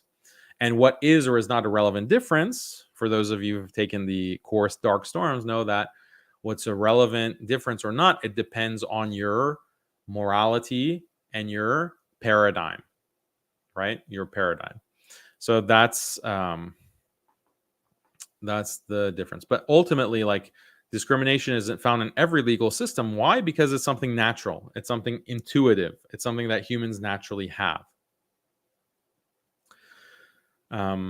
And by the way, like, when we talk about utilitarianism, discrimination, all of these different aspects of moral psychology, why are we saying they're natural? That's a question that you might have. Like, why are they considered to be natural? And the answer to that is, well, these are things that are found in every single society. Every single legal system has these kinds of features historically. So and some of these things are actually found even in the animal kingdom. You'll even find animals who will, like, for example, equality. Like, they've seen even animals like dogs. Dogs, I'm not sure about cats, maybe cats as well, but at least dogs, dolphins, chimpanzees, they can detect unequal treatment. So if you give one dog 2 treats and you give the other dog standing next to him only 1 treat, the second dog is going to look for the second treat. The dog is going to be agitated. Chimpanzees as well. If you don't give equal treats to the chimpanzees, the one that has gotten less or gotten fewer treats is going to get agitated and is going to get maybe even angry and aggressive. So this shows us that even animals have, or certain animals have, this kind of sense of discrimination, equality, and they react as if they've been treated unfairly. Like, they have certain emotions that are naturally tied to these kinds of behaviors. So this is why we call it moral psychology.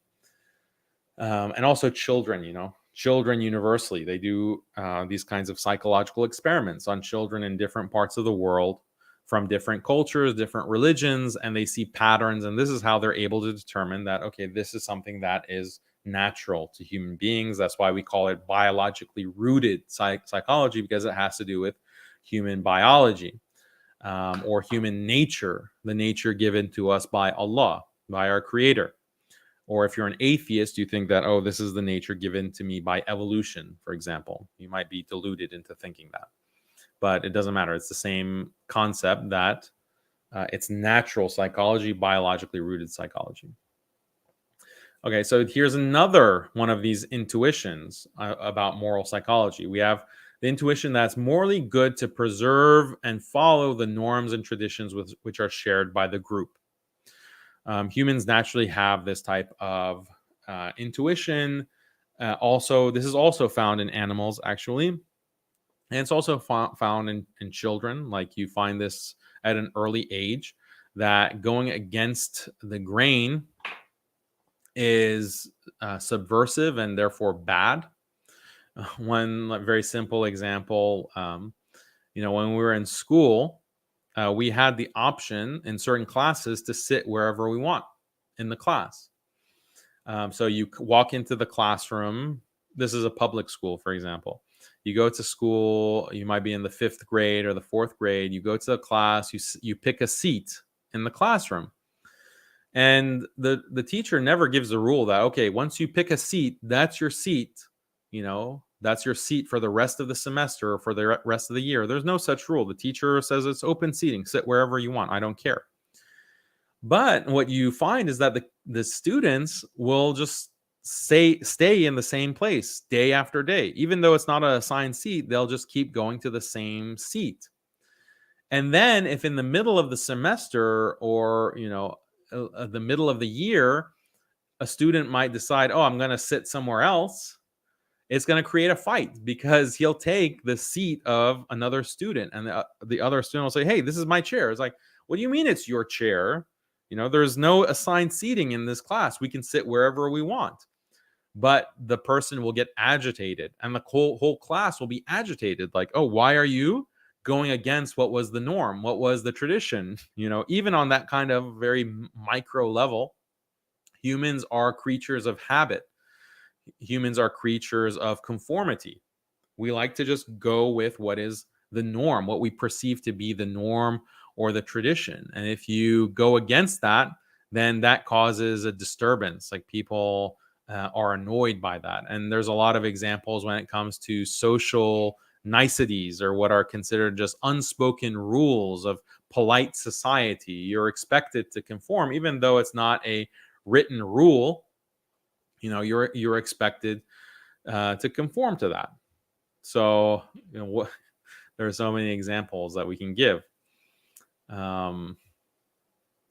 Someone takes you out to eat, and they are nice enough. You go to lunch with a friend, and they're nice enough to pay for your lunch. And you say, oh, thanks, that's so generous of you. And then later, and on another occasion, you go to lunch again, and you are expected to pay, right? You're expected to cover the lunch. That's like the nice thing to do. There's no written rule. You didn't agree to it in advance and say that, no, I'm going to pay for this lunch. But it would be rude if you didn't pay. Now, maybe you have a very generous friend, and he doesn't care if he pays for your lunch again and again and again. But, the social norm is that, well, you have to cover the bill sometimes, and your friend covers the bill sometimes. That's like the social. That's what being polite means. So this is an example of conformity. Or, when it comes to queuing up in a line, so everyone stands in line, and there's no cutting in the line. This is a norm. This is a tradition that people understand. Like, there's a line, and you stand in line. If you cut the line and try to get ahead of people who have been there waiting longer, then this is something that is seen as rude, and people will react very aggressively. So there's this kind of herd mindset that humans have. Again, this is very natural. And again, for those who believe in evolution, they'll give an argument. They'll say that, well, this is something that has evolved because you have to stay with the herd. And sometimes, even if you don't understand why something is done, well, if it's been done for generations, then more likely than not, there is a reason for it, and it will contribute to survival. So those organisms that conform and follow the herd are more likely to survive and reproduce. So that conformity, that herd mindset, is something adaptive, and so it will proliferate in terms of evolution over the generations, blah, blah, blah. That's an evolutionary explanation. But, we don't accept evolution. We know that this is just something that Allah has given us and created us with this kind of herd mindset. So sometimes that mindset can be positive and beneficial. Sometimes it can be negative. What if you're coming from a tradition that engages in a terrible practice, like burying your daughters, for example, or worshiping idols? Should you just go with that on the basis of, well, that's the tradition, that's the norm, I have to follow the herd? No, in that case, you have to go against, what might be one intuition, and you follow other intuitions that you have, that Allah has also given you, like the intuition not to kill your own children, or the intuition not to, worship a rock, and to follow your fitrah. So this is another very important intuition that people have. So nature, what we consider to be natural, also is natural, is also biologically rooted. And there's this thing called teleology, where humans naturally view things as having a purpose. So the purpose of our eyes is to see. The purpose of a mother, one of her purposes is to feed her child, especially as an infant. The purpose of rivers, for example, is to provide water for animals to drink and for plants to drink. This is teleological thinking, and it's intuitive. Like, children especially will demonstrate this, that they have this kind of intuitive understanding that the things in the world exist for a purpose. They have a function for the usually for the benefit of others, the benefit of people. This is teleological thinking. It's something intuitive. It's part of our moral psychology. Also, part of the moral psychology is that this natural purpose is morally significant. This is, again, contradicting the is ought distinction in philosophy, but children and human beings in general, this is how our minds work. So, for example, it is wrong to cut off your arms and legs. Your arms and legs have a purpose. Just amputating them, this is considered something very wrong. Like, you should not do that. People will be extremely upset and will condemn such a thing universally. This is why it's a universal intuition. But why? Like, why it's just arms and legs? There's no purpose written on them. Like, it's not like the purpose is there for us to empirically observe. The purpose is not an empirical fact. There's no fact of the matter. So if I choose to cut off my arms and legs, what is the problem with that? That's my own personal choice. But people will still be shocked by that and they'll be highly offended. That's an action that has moral significance, and it's tied to teleology because those things have a purpose. Or a mother who doesn't feed her child, that has moral significance, even though it's just a fact. Like, okay, a mother doesn't feed her child. That's just a empirical fact. And what's the purpose? Like, who says that someone who gives birth to someone else has to feed that person or take care of that person? But we, as human beings, our moral psychology, we observe that there's a purpose there. You're a mother. Naturally, as a mother, you produce milk, for example, or you have this kind of very caring attitude, nurturing attitude that is part of your natural personality as a mother. The purpose of all that is to take care of your newborn infant. And if you don't do that, then that's seen as a major violation, moral violation. Polluting a river, polluting any kind of natural part of the natural world, this is seen as a moral violation. Why are you destroying something that is natural? The purpose is for humans and animals to benefit from that river. You're polluting it. Our psychology has this moral significance that it attaches to a violation of that purpose that we perceive. So this kind of intuitive thinking about nature and teleology is found in what's called natural law. The idea that nature is good is associated with natural law and natural patterns of human behavior. So different Christian thinkers are mostly known for this natural law reasoning, but there's also this is also found in Islamic intellectual history as well. But in terms of the Western tradition, you have like the Roman jurist Ulpian, who is from the 3rd century CE, held that natural law was something that nature itself has taught to all animals. You also have Thomas Aquinas, who is most famously associated with natural law theory, and then Gratian as well, another Christian. So what is natural, though? What is natural? So part of what is natural is based on factual claims. And the more common a characteristic is among a group, the more likely it is to be considered natural. So certain traits, certain characteristics are found, like tigers, for example. Is it natural for a tiger to have stripes? Well, when we look at all of these different tigers, the vast majority, 99%, have stripes. So our natural psychology or our moral psychology tells us, okay, this is a natural aspect of this group of tigers. Tigers naturally have stripes. But you can also ask questions about human behavior. Is it natural for humans to pair bond? Pair bond means, finding a mate and making a commitment, a long-term commitment to that mate, usually done through marriage. So is marriage something that's natural? Well, we can make that judgment by observing most human societies. Do we see marriage or pair bonding in most human societies or not?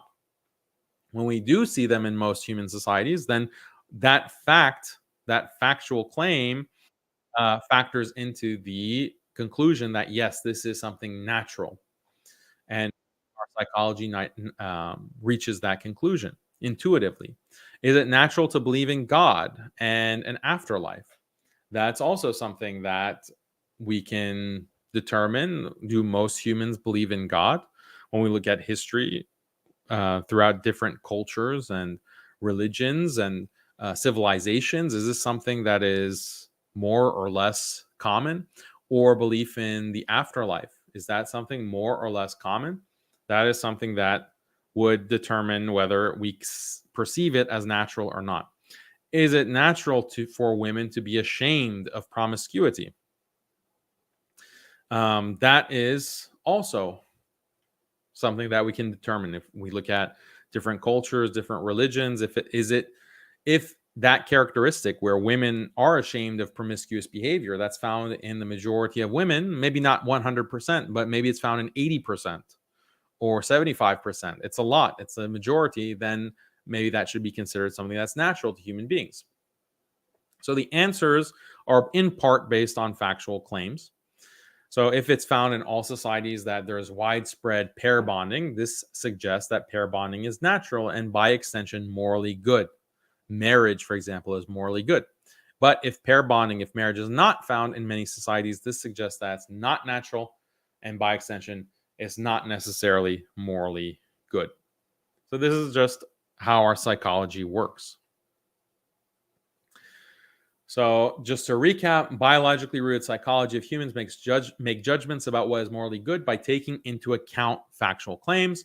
Human biologically rooted psychology inclines us as human beings to accept certain types of moral arguments or judgments on the basis of utilitarianism, discrimination, group norms and traditions, and nature, what we view to be natural. So again, this is the process. You take empirical facts, then you have these biologically rooted intuitions in our psychology about utilitarianism, discrimination, group norms, and what is natural. And then we come up with a moral judgment, right? This is how empirical facts are related to morality. So hopefully everyone understands this, and if not, we'll address questions in the Q&A. So now we have to go through that because it really helps us understand the nature of liberal authority and liberal governance, and why liberal government is justified morally, but Islamic government is not justified morally. Islam as a way of life is not justified. Liberal way of life is justified. So any type of order, if you want order in society, you have to have government, you have to have laws, and those laws and that government exercise power over people in order to maintain that order. And power means authority. You have the right to tell people what to do. That is what governments have. They have authority. But authority requires moral legitimacy. Is your authority morally legitimate? Or are you just a tyrant? You're an evil person and you're just forcing the population to obey your will, regardless of whether that is right or wrong. So if you don't have moral legitimacy, that decreases your authority. So people within a country, they have to see that the government and laws are morally good. If they don't, then that leads to chaos. Because again, if the tyrant is enforcing his will, regardless of what is right or wrong, then people are going to get angry and they're going to rebel. They're going to try to violently overthrow this ruler because they see him as a tyrant who is taking advantage of them. So this is how this is why moral legitimacy is so important for order. If you don't have moral legitimacy, then you can't have authority. And if you don't have authority, you don't have power. And if you don't have power, then you can't have order. That's the way that these things are related.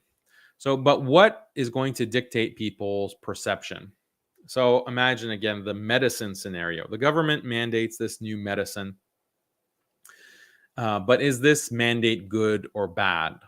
Well, it depends on the perception of facts. If people perceive that, well, this medicine is very good, it's helping people fight off disease, it's keeping people healthier, living longer, happier, that's their perception, then they see that as a good consequence. And that good consequence far outweighs the harms. So, this is a good policy. That's utilitarian thinking that we've already discussed. Or the government bans epileptics from driving. This is the other example that we talked about. Well, on the basis of understanding equality and what is justified discrimination, we see that the government did a good thing.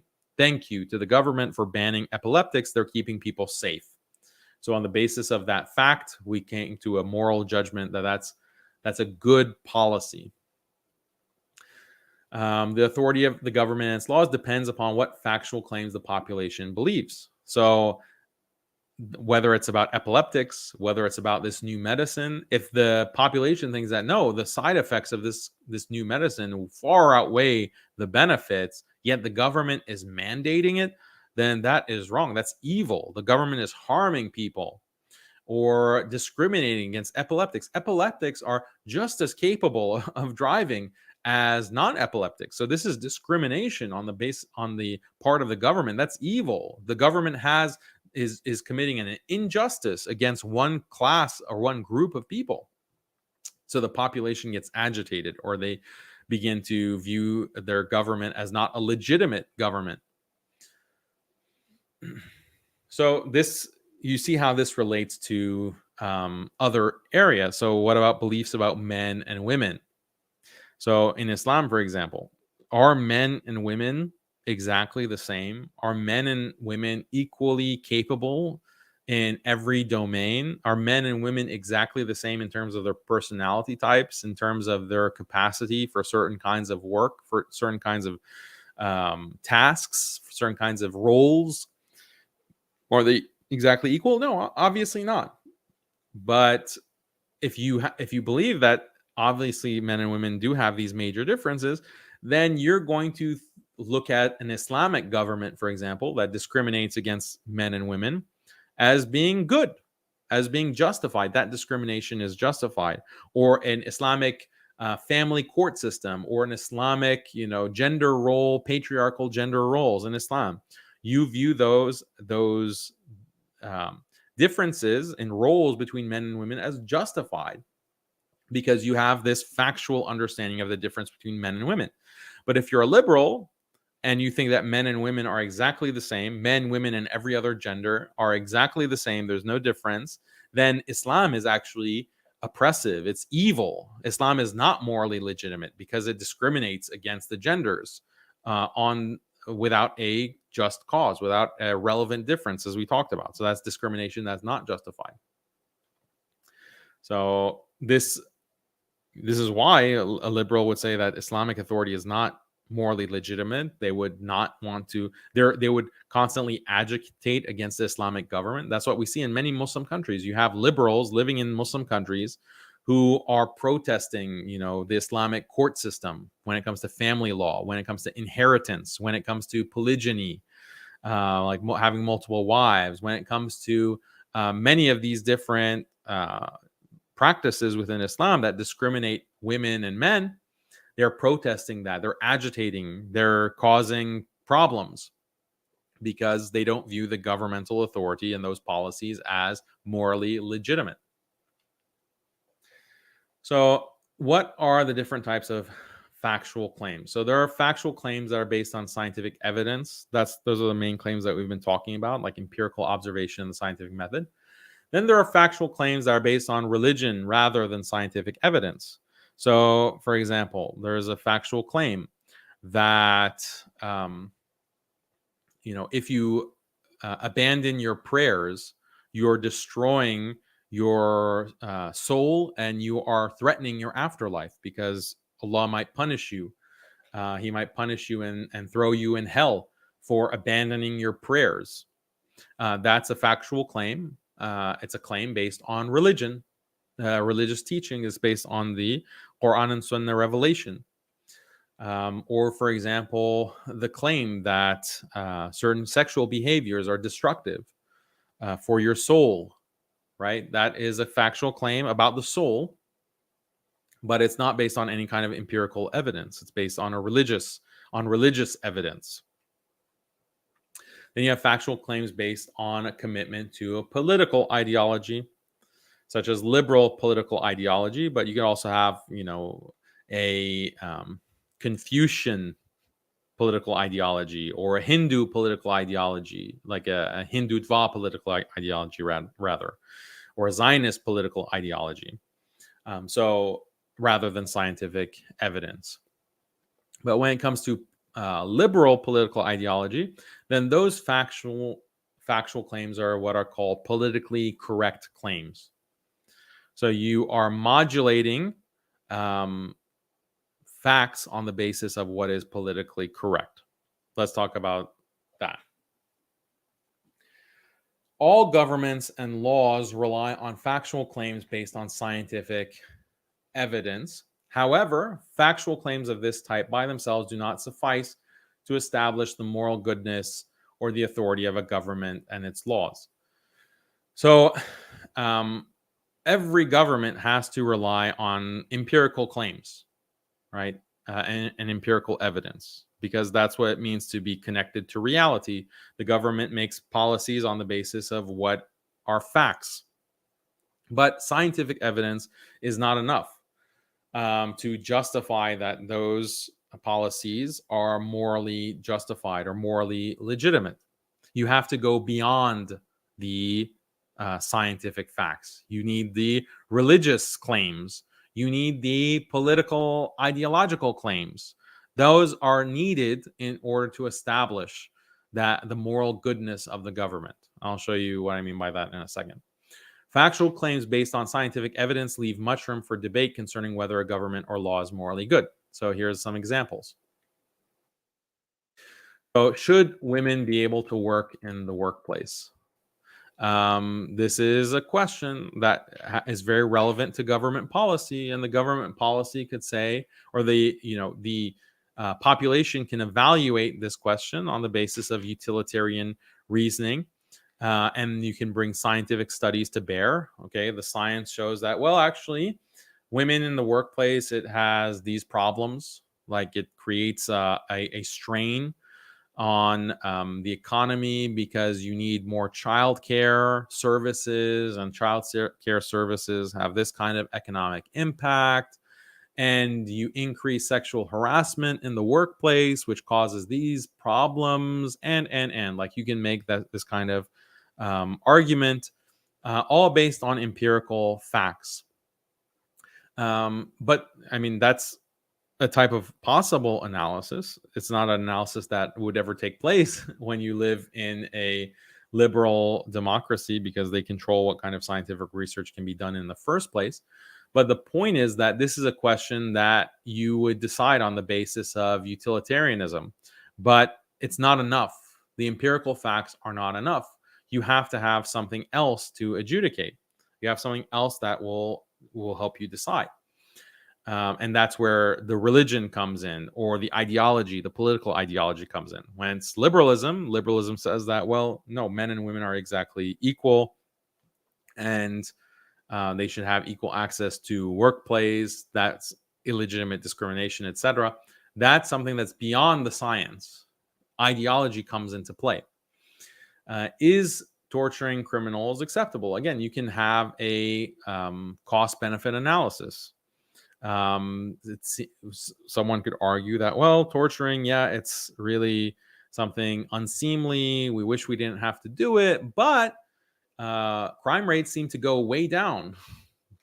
Criminals don't want to commit crimes because there's just too much cost to being caught. You're going to get tortured. So this is a type of utilitarian reasoning, but is that enough to make a decision, like in terms of policy?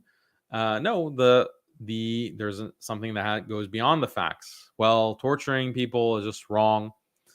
Even if there is more of a benefit, even if we are able to reduce the crime rate, do the ends justify the means? This is where ideology comes into play. Should abortion be banned? A lot of empirical facts can be brought to bear on this question. What are the pros? What are the cons? How is society impacted? How is the economy impacted? How is the population overall impacted? In certain countries like Germany or Japan, where they're suffering from a population crisis, there's a population collapse. Well, maybe you have to ban abortion so that there are more children. Your population is not going to decline so rapidly. You can make that kind of utilitarian argument on the basis of consequences. But again, you have ideology that comes into play, specifically liberal ideology. Women have the right to choose. They have reproductive rights. Those are considerations that go way beyond the facts. The same thing when it comes to discrimination. Should the government discriminate on the basis of IQ? Right? Because people have different levels of IQ. Should the government discriminate? Maybe there should be like a welfare program for people who are born with lower IQ. They have will have a much more difficult time making money when you have a lower IQ. So maybe there needs to be government assistance for people who have lower IQ. For example, this is where ideology will definitely come into play on such a question like this. Should the government discriminate on the basis of personality type? This is relevant because of eugenics, because this is what they actually try to do, both for like when it comes to IQ, when it comes to personality types. Like you have figures who are also, part of this overall philosophical liberalism who advocated for eugenics, basically culling the population and getting rid of people who were not, not considered to have the best genes, not having the best genetics because of hereditary IQ, intelligence, personality. We have to get rid of these people in order to improve society overall. So that kind of discrimination, extreme discrimination, being used. So this is very ideological. It will require factual claims that go beyond purely empirical facts. Should the government allow sexual freedom? This can also be related to group norms, because if you have this perception that, our societies have always allowed sexual freedom and human beings have always been sexually free, so why should it now be restricted? This is something that is appealing to group norms and traditions over time.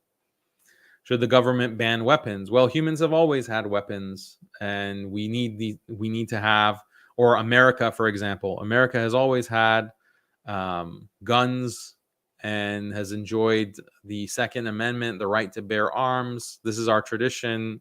You're not going to go against it. So this is something that is not purely empirical. Is belief in God natural? Well, this is relevant because what if the government has programs that are biased against religion or emphasize a scientific worldview? If religion is natural, then maybe the government should take steps to preserve religion by maybe teaching religion in schools, or by banning blasphemy, or banning the insulting religious figures, because we want to preserve the natural belief that people have in God. This is part of human rights, for example, because belief in God is natural. So this is something that will go beyond the facts, the empirical facts. Is female promiscuity natural? We talked about this example. So depending on the answers to all of these questions, government policy and laws will be seen as good or evil. That's the point. And that ties back to moral legitimacy. If the government is violating what is seen to be natural, or what is seen to be justified discrimination, or is violating utilitarian intuitions, then people are not going to see the government and its laws as legitimate because they see them as evil. So then how do governments build consensus? When it comes to non-liberal states like Islamic caliphate, then religion is used to go beyond the facts. So in the examples that we gave, like banning alcohol, if you want to ban alcohol, well, there could be a utilitarian calculation, and you see, well, what is really the pros and cons of allowing alcohol versus banning alcohol, and do that kind of maslaha reasoning, maslaha mafsada reasoning that we referred to earlier. But at the end of the day, you decide, you make the ultimate decision based on a religious fact that God has prohibited alcohol, Allah has prohibited khamr. So then the caliphate, the Islamic government, will go beyond empiricism, purely empirical facts, and appeal to a religious fact. Discrimination on the basis of race, gender, or religion. So again, this, you go beyond the facts. When it comes to Islamic law, you have these other facts that you appeal to, like, okay, Islam is patriarchal. There are defined gender roles in the Quran and the Sunnah. So you appeal to those to justify the kind of discrimination that exists on the basis of religion.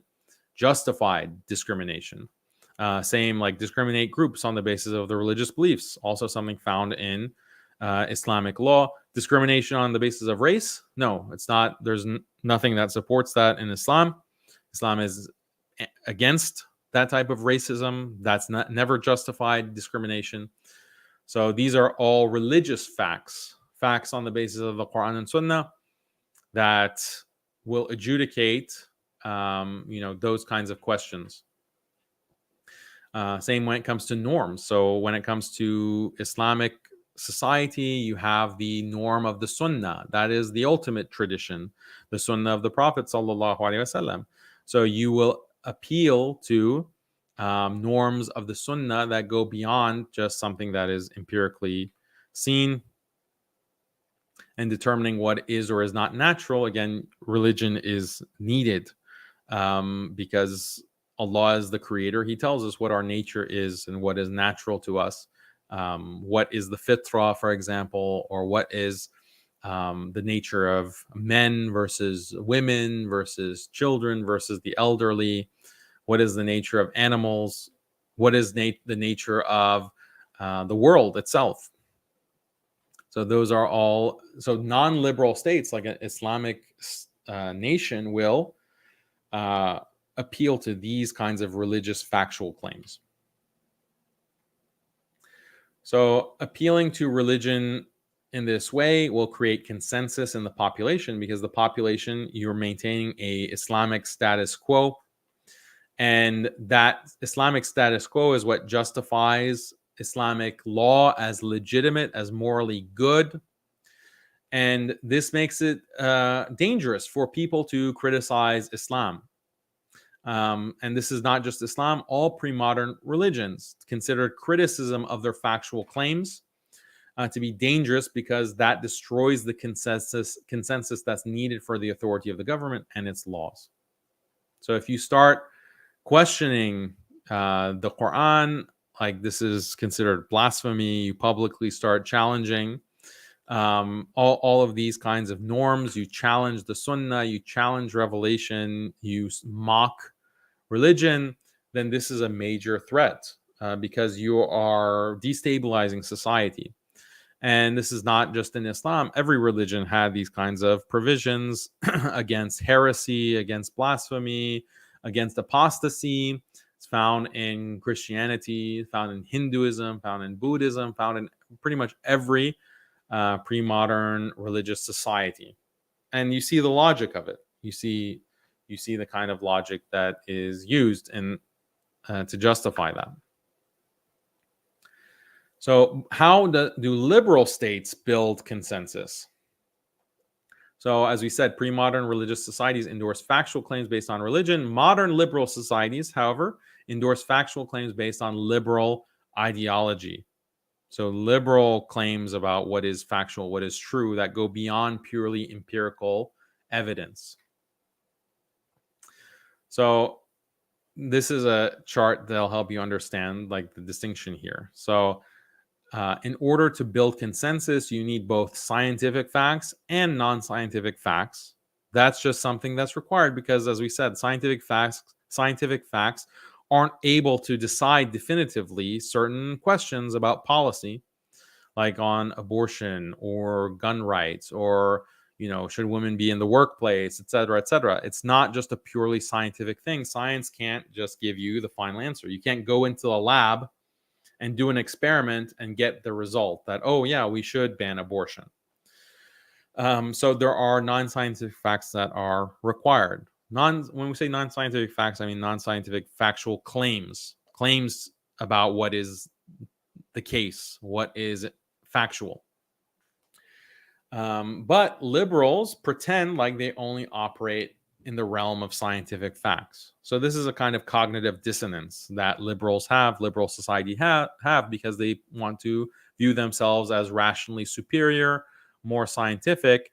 They ignore all of the cases, all of the examples where they are going beyond the scientific facts and they're appealing to ideology, liberal ideology.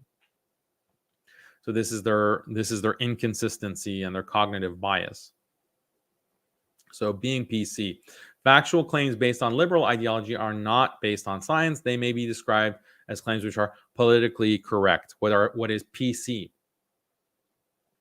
So utilitarianism, let's try to figure out scientifically, based only on empirical facts, whether dictatorship is better or democracy. You could look at economic GDP. You can look at the well-being of society, looking at different social metrics. You can look at people's average lifespan. You can look at any number of different empirical facts. But is it going to show that, dictatorship is better than democracy? Then we better abolish all of these democracies and establish dictatorships? That's never going to be on the table, no matter what kind of empirical facts you bring to the table. So that's how liberals will go beyond the facts and appeal to ideology, their liberal ideology that democracy is the best system, regardless of what the empirical facts or the scientific facts say. Corporal punishment of criminals. So should we implement things like lashing or caning or amputating the hand? Is that something that we can implement? Well, let's look at the statistics. Let's look at how many criminals return back to their crimes after they're released from prison. Is the prison system, rehabilitation system better, or corporal punishment better? Let's weigh the pros and the cons. Would a liberal ever do that kind of calculation and seriously consider corporal punishment such that would be implemented in these liberal democracies? No, they simply say, well, this is barbaric. Corporal punishment is barbaric. We're never going to implement it, no matter what kind of studies show that it reduces crime rates or it reduces return to crime, reduces drugs, the spread of drugs in society, etc. No, we're not going to consider it. Minor marriage. Is it beneficial for society if we have we have teenagers who get married right after puberty? Is that something that's going to benefit those individuals, benefit society, or is it something better to have a age of consent at 18 or 20 or 25? Maybe we need to raise the age of consent. Which one is better? Let's bring studies to compare. What the liberal says is absolutely not. Minor marriage is something that is disgusting. It is abusive. It is something that will clearly does X, Y, and Z. Okay, if it's so clear, if that's the case, then why don't you investigate it further? Why don't you bring other studies to bear? Why don't you do a full analysis? No, we know this. We know that this is a terrible crime. So this is where ideology comes into play. They pretend like it's purely scientific, And we recently had a debate on this whole topic. They claim that their position is based on science, but actually the science seems to have a lot of points in favor of getting married younger. The younger that you are after puberty, the better in terms of certain health benefits, for example.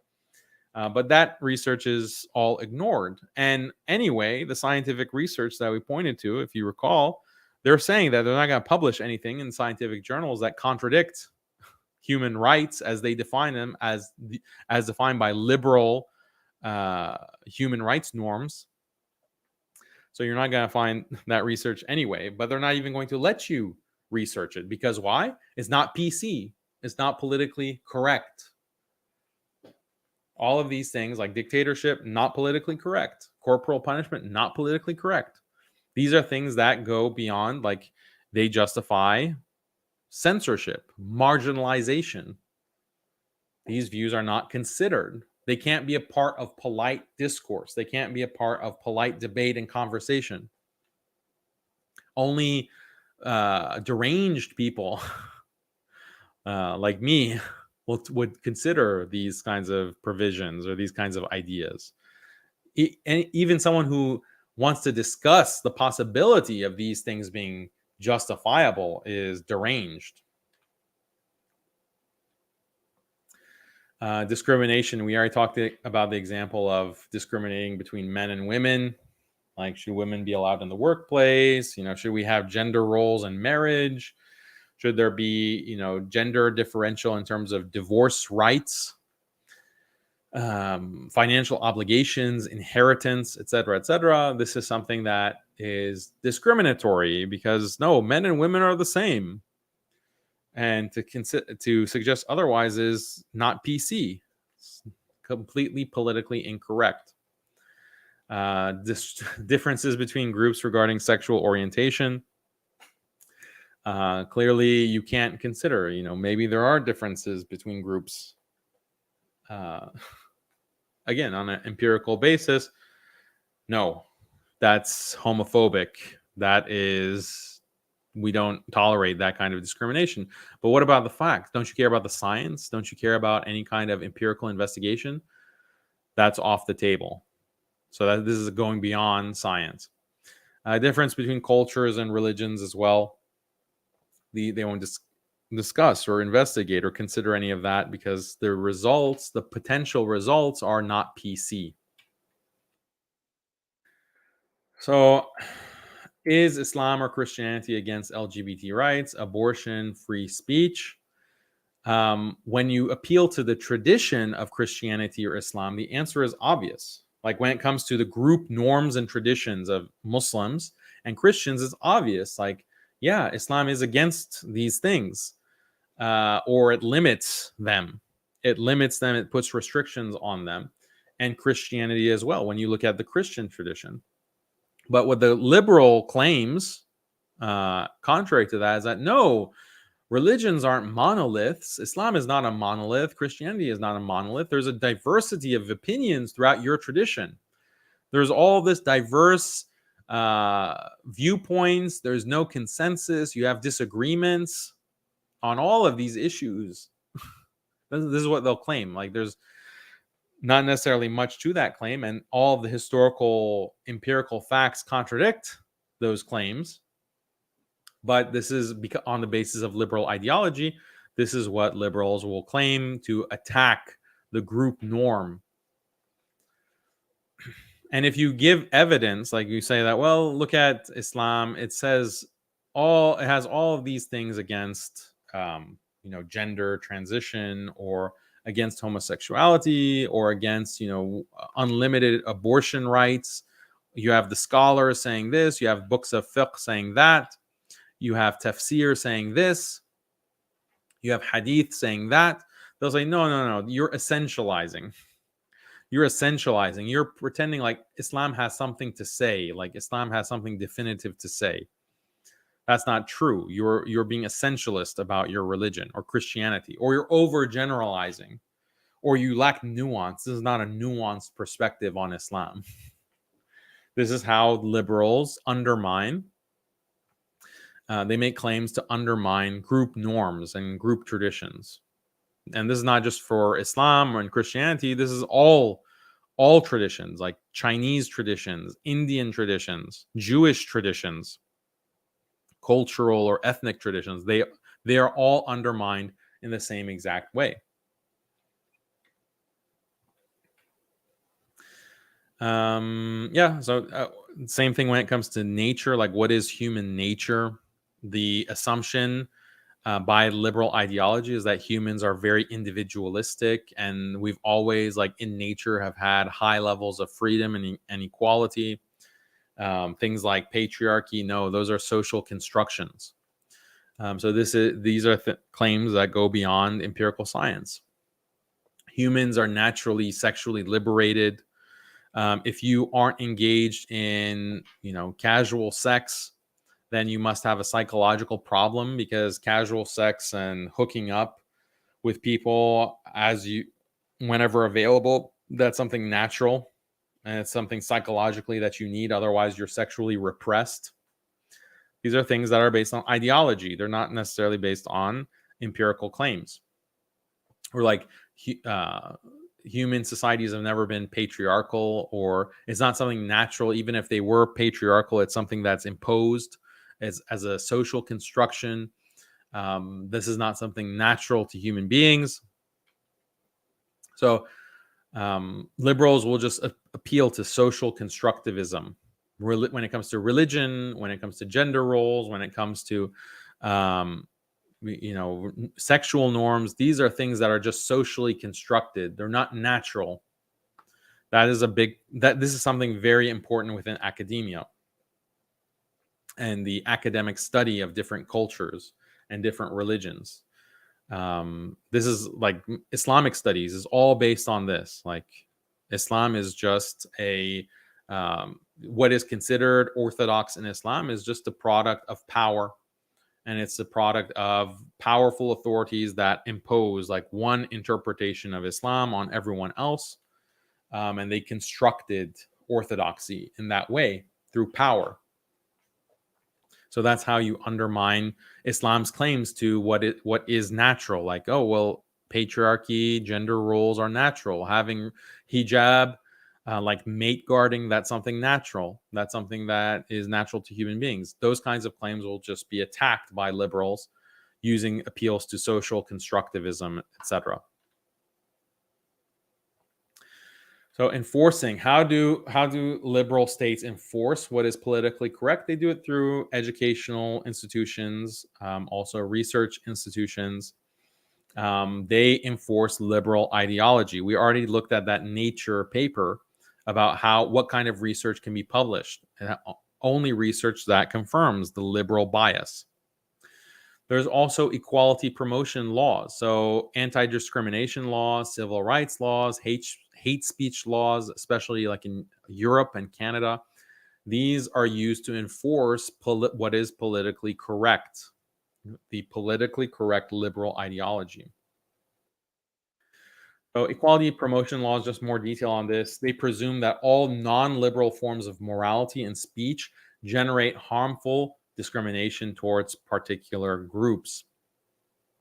So any kind of non-liberal morality, like Islamic morality, like what Islam has to say about gender, what it has to say about sexuality, what it has to say about like the difference in religious groups, because part of Islamic teaching is that it's highly immoral to worship other than Allah. This is something that's highly immoral. This is it's a religious claim that Islam makes. This is considered discriminatory. It's considered bigoted. It's considered hateful. Like, no, you should consider, how can you consider people to be different on the basis of their beliefs? As long as you're a good person, it doesn't matter what you believe. Like, that's the liberal doctrine. But Islam contradicts that. And this kind of teaching that Islam has can be banned as hate speech. It can be considered to be harmful discrimination. Speech advocating for limitations on religious freedom of polytheists, for example, because in the Sharia, there are limitations on the freedom of polytheists. That's discrimination. Advocating for punishing sex outside of heterosexual marriage, that's discriminatory towards non heterosexual individuals or people who want to have sexual freedom. You're discriminating against them. Every pre modern religious and cultural tradition contains many norms which conflict with liberal morality. Equality promotion laws ensure that educational institutions cannot teach or advocate for pre modern religious and cultural traditions. Such traditions can only be taught on the condition that they are reformed and reinterpreted as consistent with liberalism. So there's this constant pressure for religions to reform. You cannot teach many aspects of your religion, whether it's Islam, Christianity, Judaism, Hinduism, Buddhism, Confucianism, Sikhism, Baha'ism. You cannot teach many aspects of your tradition because they conflict with liberal morality. And you have equality promotion laws, hate speech laws, anti discrimination laws, which prevent you from teaching those kinds of views. So, this is how you marginalize and you ban the teaching of certain views. This is mind control. These views will not be able to proliferate within society. Not only do equality promotion laws prohibit simple advocacy of non-liberal norms, they also restrict or prohibit the teaching of facts which could be used to justify non-liberal norms, even if these facts are supported by strong scientific data. In other words, they require the teaching of factual claims based on liberal political ideology while ignoring or dismissing contrary scientific evidence as being politically incorrect. So this is mind control.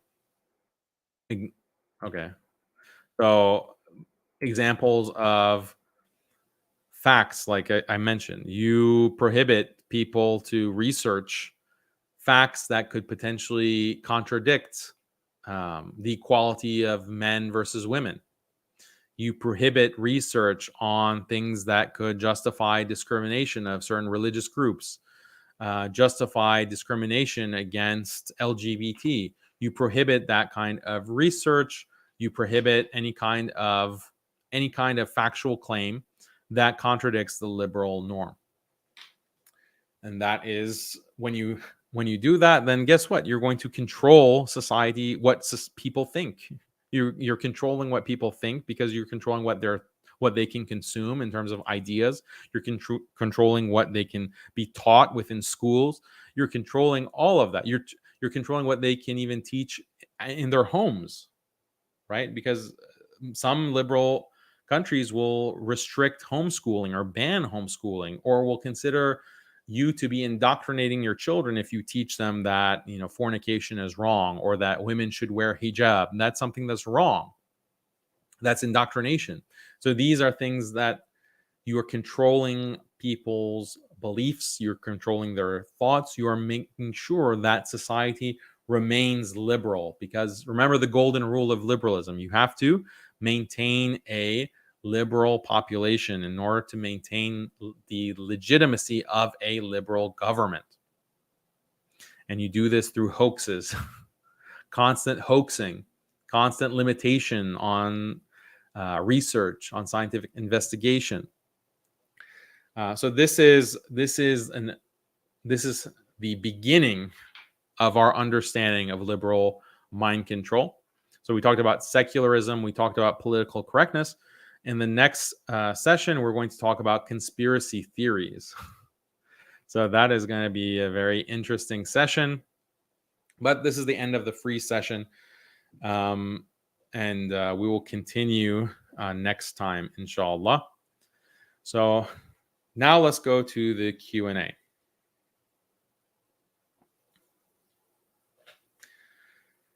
So I've went over time. So we'll just have another 30 minutes, inshallah.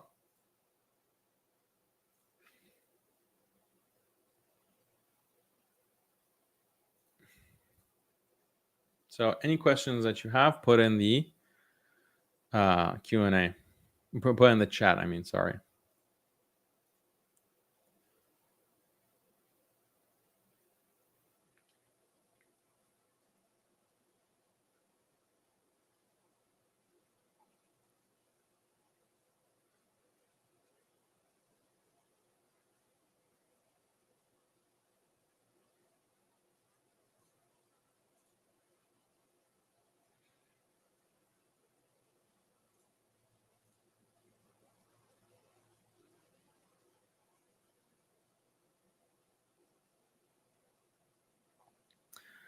Yeah, in the future sessions, the chat is going to be much more organized because it's not going to just be an open chat for whatever trolls to come and spam the chat.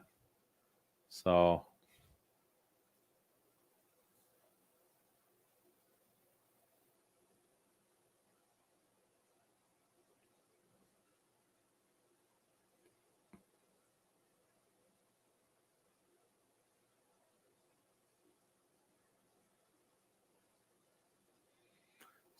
will I write another book on this topic? So, the course has a book that we're preparing.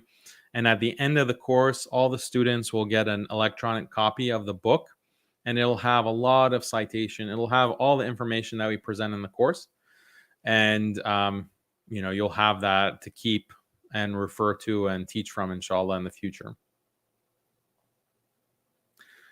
Can you explain again the circular reasoning between scientific claims and moral claims? So, what the liberal claims is that our liberalism is justified on the basis of science. Science justifies liberalism. Unlike Islam, Islam is not based on science, or Christianity is not based on science, but liberalism and liberal values are based on science. This is what they claim. But, well, what is the science based on? And the reality is that when you look at science, scientific research, you see it's dictated by these liberal institutions, these liberal research institutions, and liberal publication institutions, liberal publications that will say outright that we will not publish anything that is contradicting liberal norms. So the science is controlled by liberalism. So, of course, the scientific results are going to support a liberal view because you've excluded and banned any kind of research that is non-liberal. If you allowed non-liberal research to be published, it's scientific research. But if you let it be published, then it would contradict liberalism. We would discover, for example, that, oh, there is actually big differences between men and women. Oh, actually, there are big differences, or there are big benefits to dictatorship and having governments that are less democratic or non-democratic. But that kind of research is not allowed. So you're not going to have any kind of non-liberal research.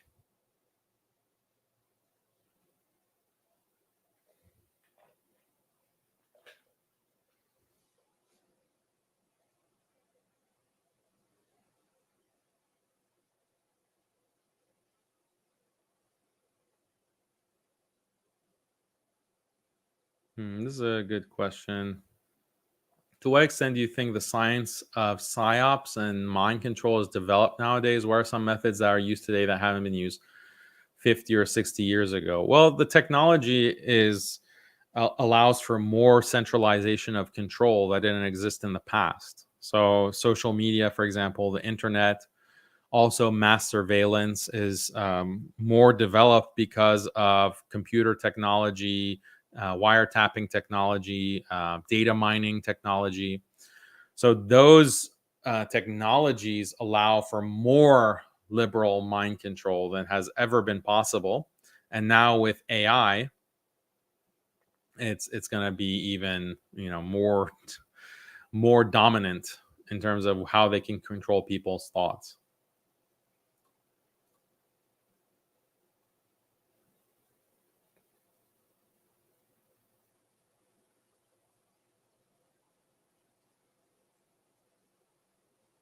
Hmm. Do you think the liberals and right wing showed their true racism again with the Ukraine situation? I don't know what that means.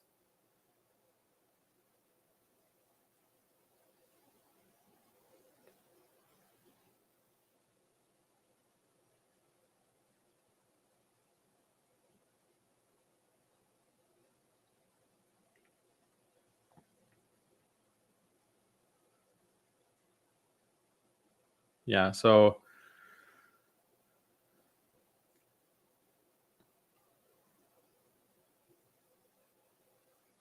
Yeah, this is a good comment.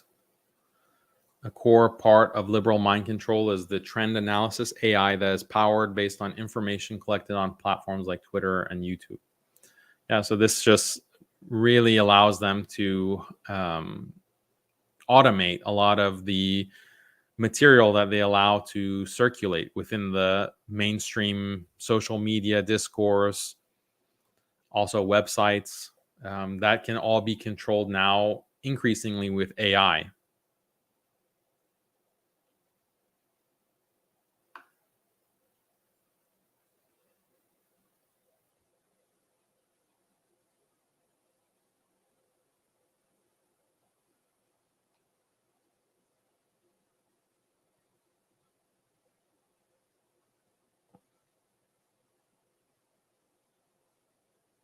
Hmm.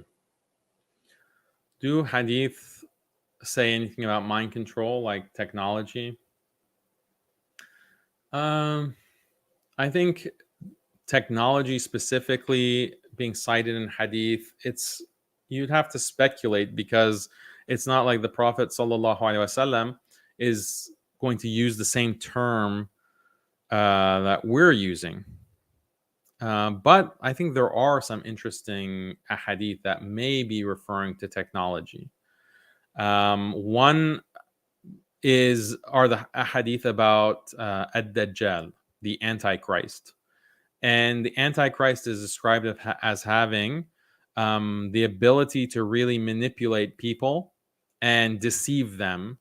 That may some of those hadith may be referring to technology. Allahu alam. There is another hadith.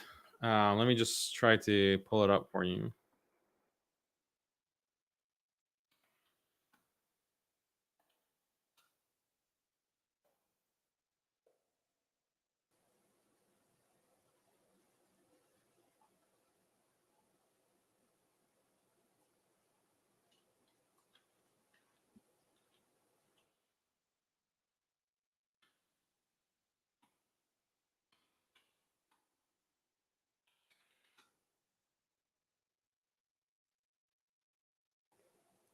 So this is a hadith that's found in um, the Sunan of Ibn Majah, and it's interesting. Allahu alam if this is referring to technology, but in this hadith it says, "Before the hour comes, there will be tribulation like pieces of black night." So a fitna, like pieces of black night, when a man will wake up as a believer but be a disbeliever by the evening, or he'll be a believer in the evening but will be a disbeliever by morning. So this is very scary that a man will wake up as a believer, but by nighttime he's going to be a disbeliever, or he's a believer in the evening, but he goes to bed and he wakes up as a disbeliever. But what's interesting is where the hadith says there will be a tribulation like pieces of black night. What is this referring to? There are different interpretations. But if you notice, like all of the screens that we have nowadays, like your phone, it's like a piece of black and dark, right? Or like the flat screen TVs, it's just like pitch black. So is this the fitna? And it seems like when it comes to people plugged into their phones, like they're constantly looking at their phone, they're constantly watching TV. A lot of attacks on Islam happen through these media. So could this be the fitna that is being referred to in the hadith? Allahu alam. Only Allah knows. But maybe this is referring to technology.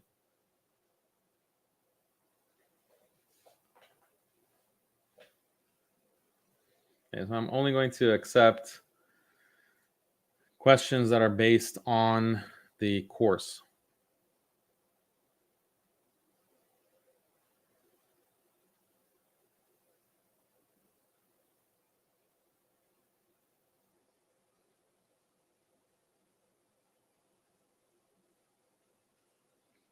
Why is it easy for Christians to throw the Bible under the bus for modern liberal values? They don't bat an eye whilst doing so. Well, Christians have been under liberal pressure for a long time. Like liberalism came from their Western tradition, so they they've been indoctrinated by mind control for they've been under the sway of mind control for much longer than Muslims have. So that's I think that's one of the differences. I also think that Christianity is more prone to being influenced by liberalism as well. That's a separate thing.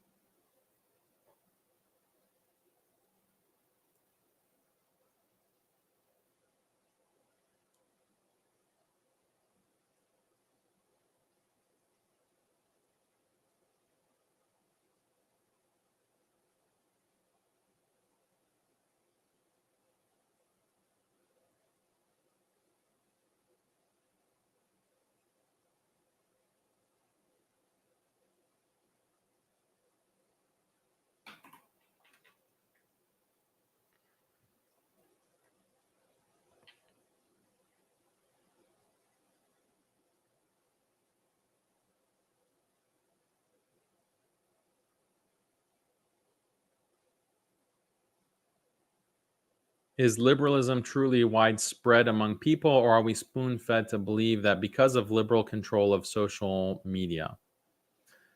It goes hand in hand. Like the seeing the media as portraying liberalism as widespread, and that further makes people liberal. Like it further because there's this moral intuition about group norms. So if you view the majority of people as being liberal, then that will incline you to accept liberalism as well. So this is why it's such a big fitna, and control of the media is such a big fitna, because it influences people's understanding or perception of how other people think. So that's a good question, but I think most people will resist liberalism because liberalism is so unnatural. Liberalism has to be enforced, and you have to have this massive system of mind control in order to get people to accept it. Um, but you wouldn't realize that if you just relied on liberal education and liberal media.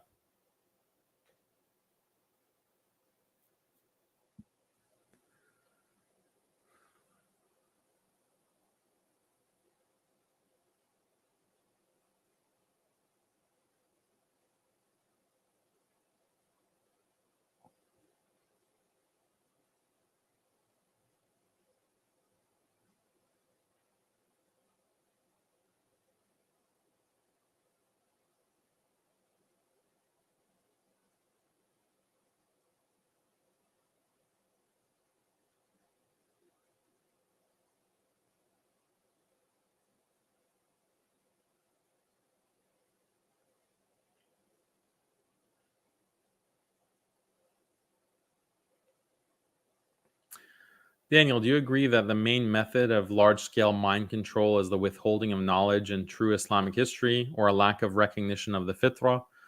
It's definitely a part of it. It's definitely a big part. Withholding knowledge of history, questioning the authenticity of the Islamic tradition, undermining the authenticity of the Islamic tradition. That's a big part of undermining Islam in preference for liberal status quo.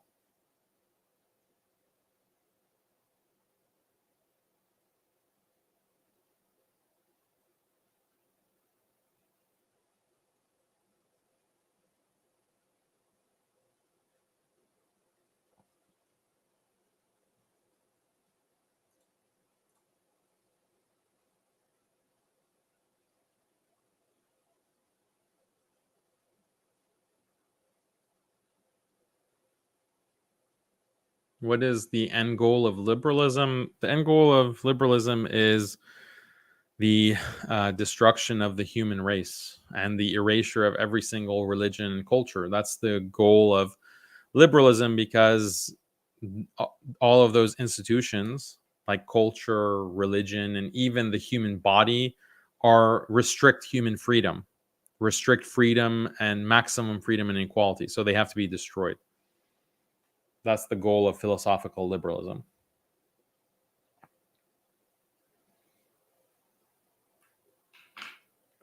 Who's behind liberal ideology? It's liberal people who have adopted liberalism. That's who's behind it.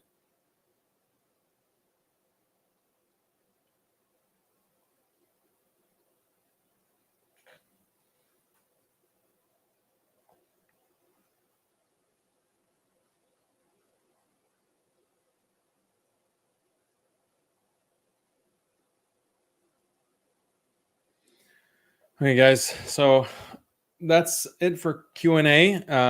Like I said, if you are you liked what you heard in this course so far in this session, then go to alasna.org and register for the full course. The course is going to be proceeding with about one session per week for about 8 sessions, possibly 9 sessions.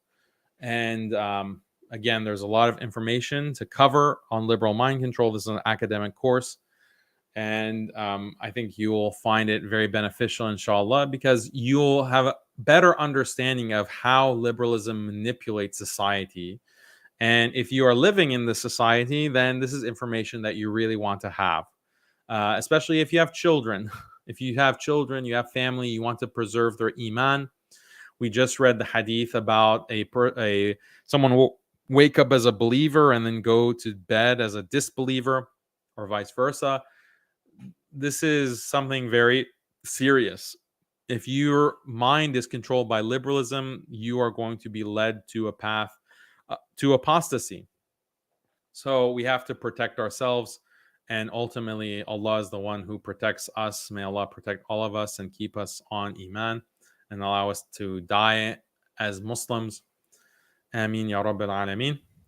So I will see you guys in the next session, inshallah. Hopefully register for the course to see when exactly the next session is, because it's not going to be next Friday.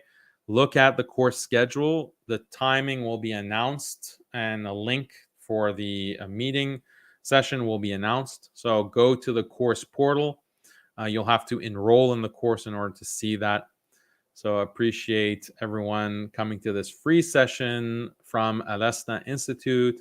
Jazakumullahu khairan. Assalamu alaikum wa rahmatullahi wa barakatuh.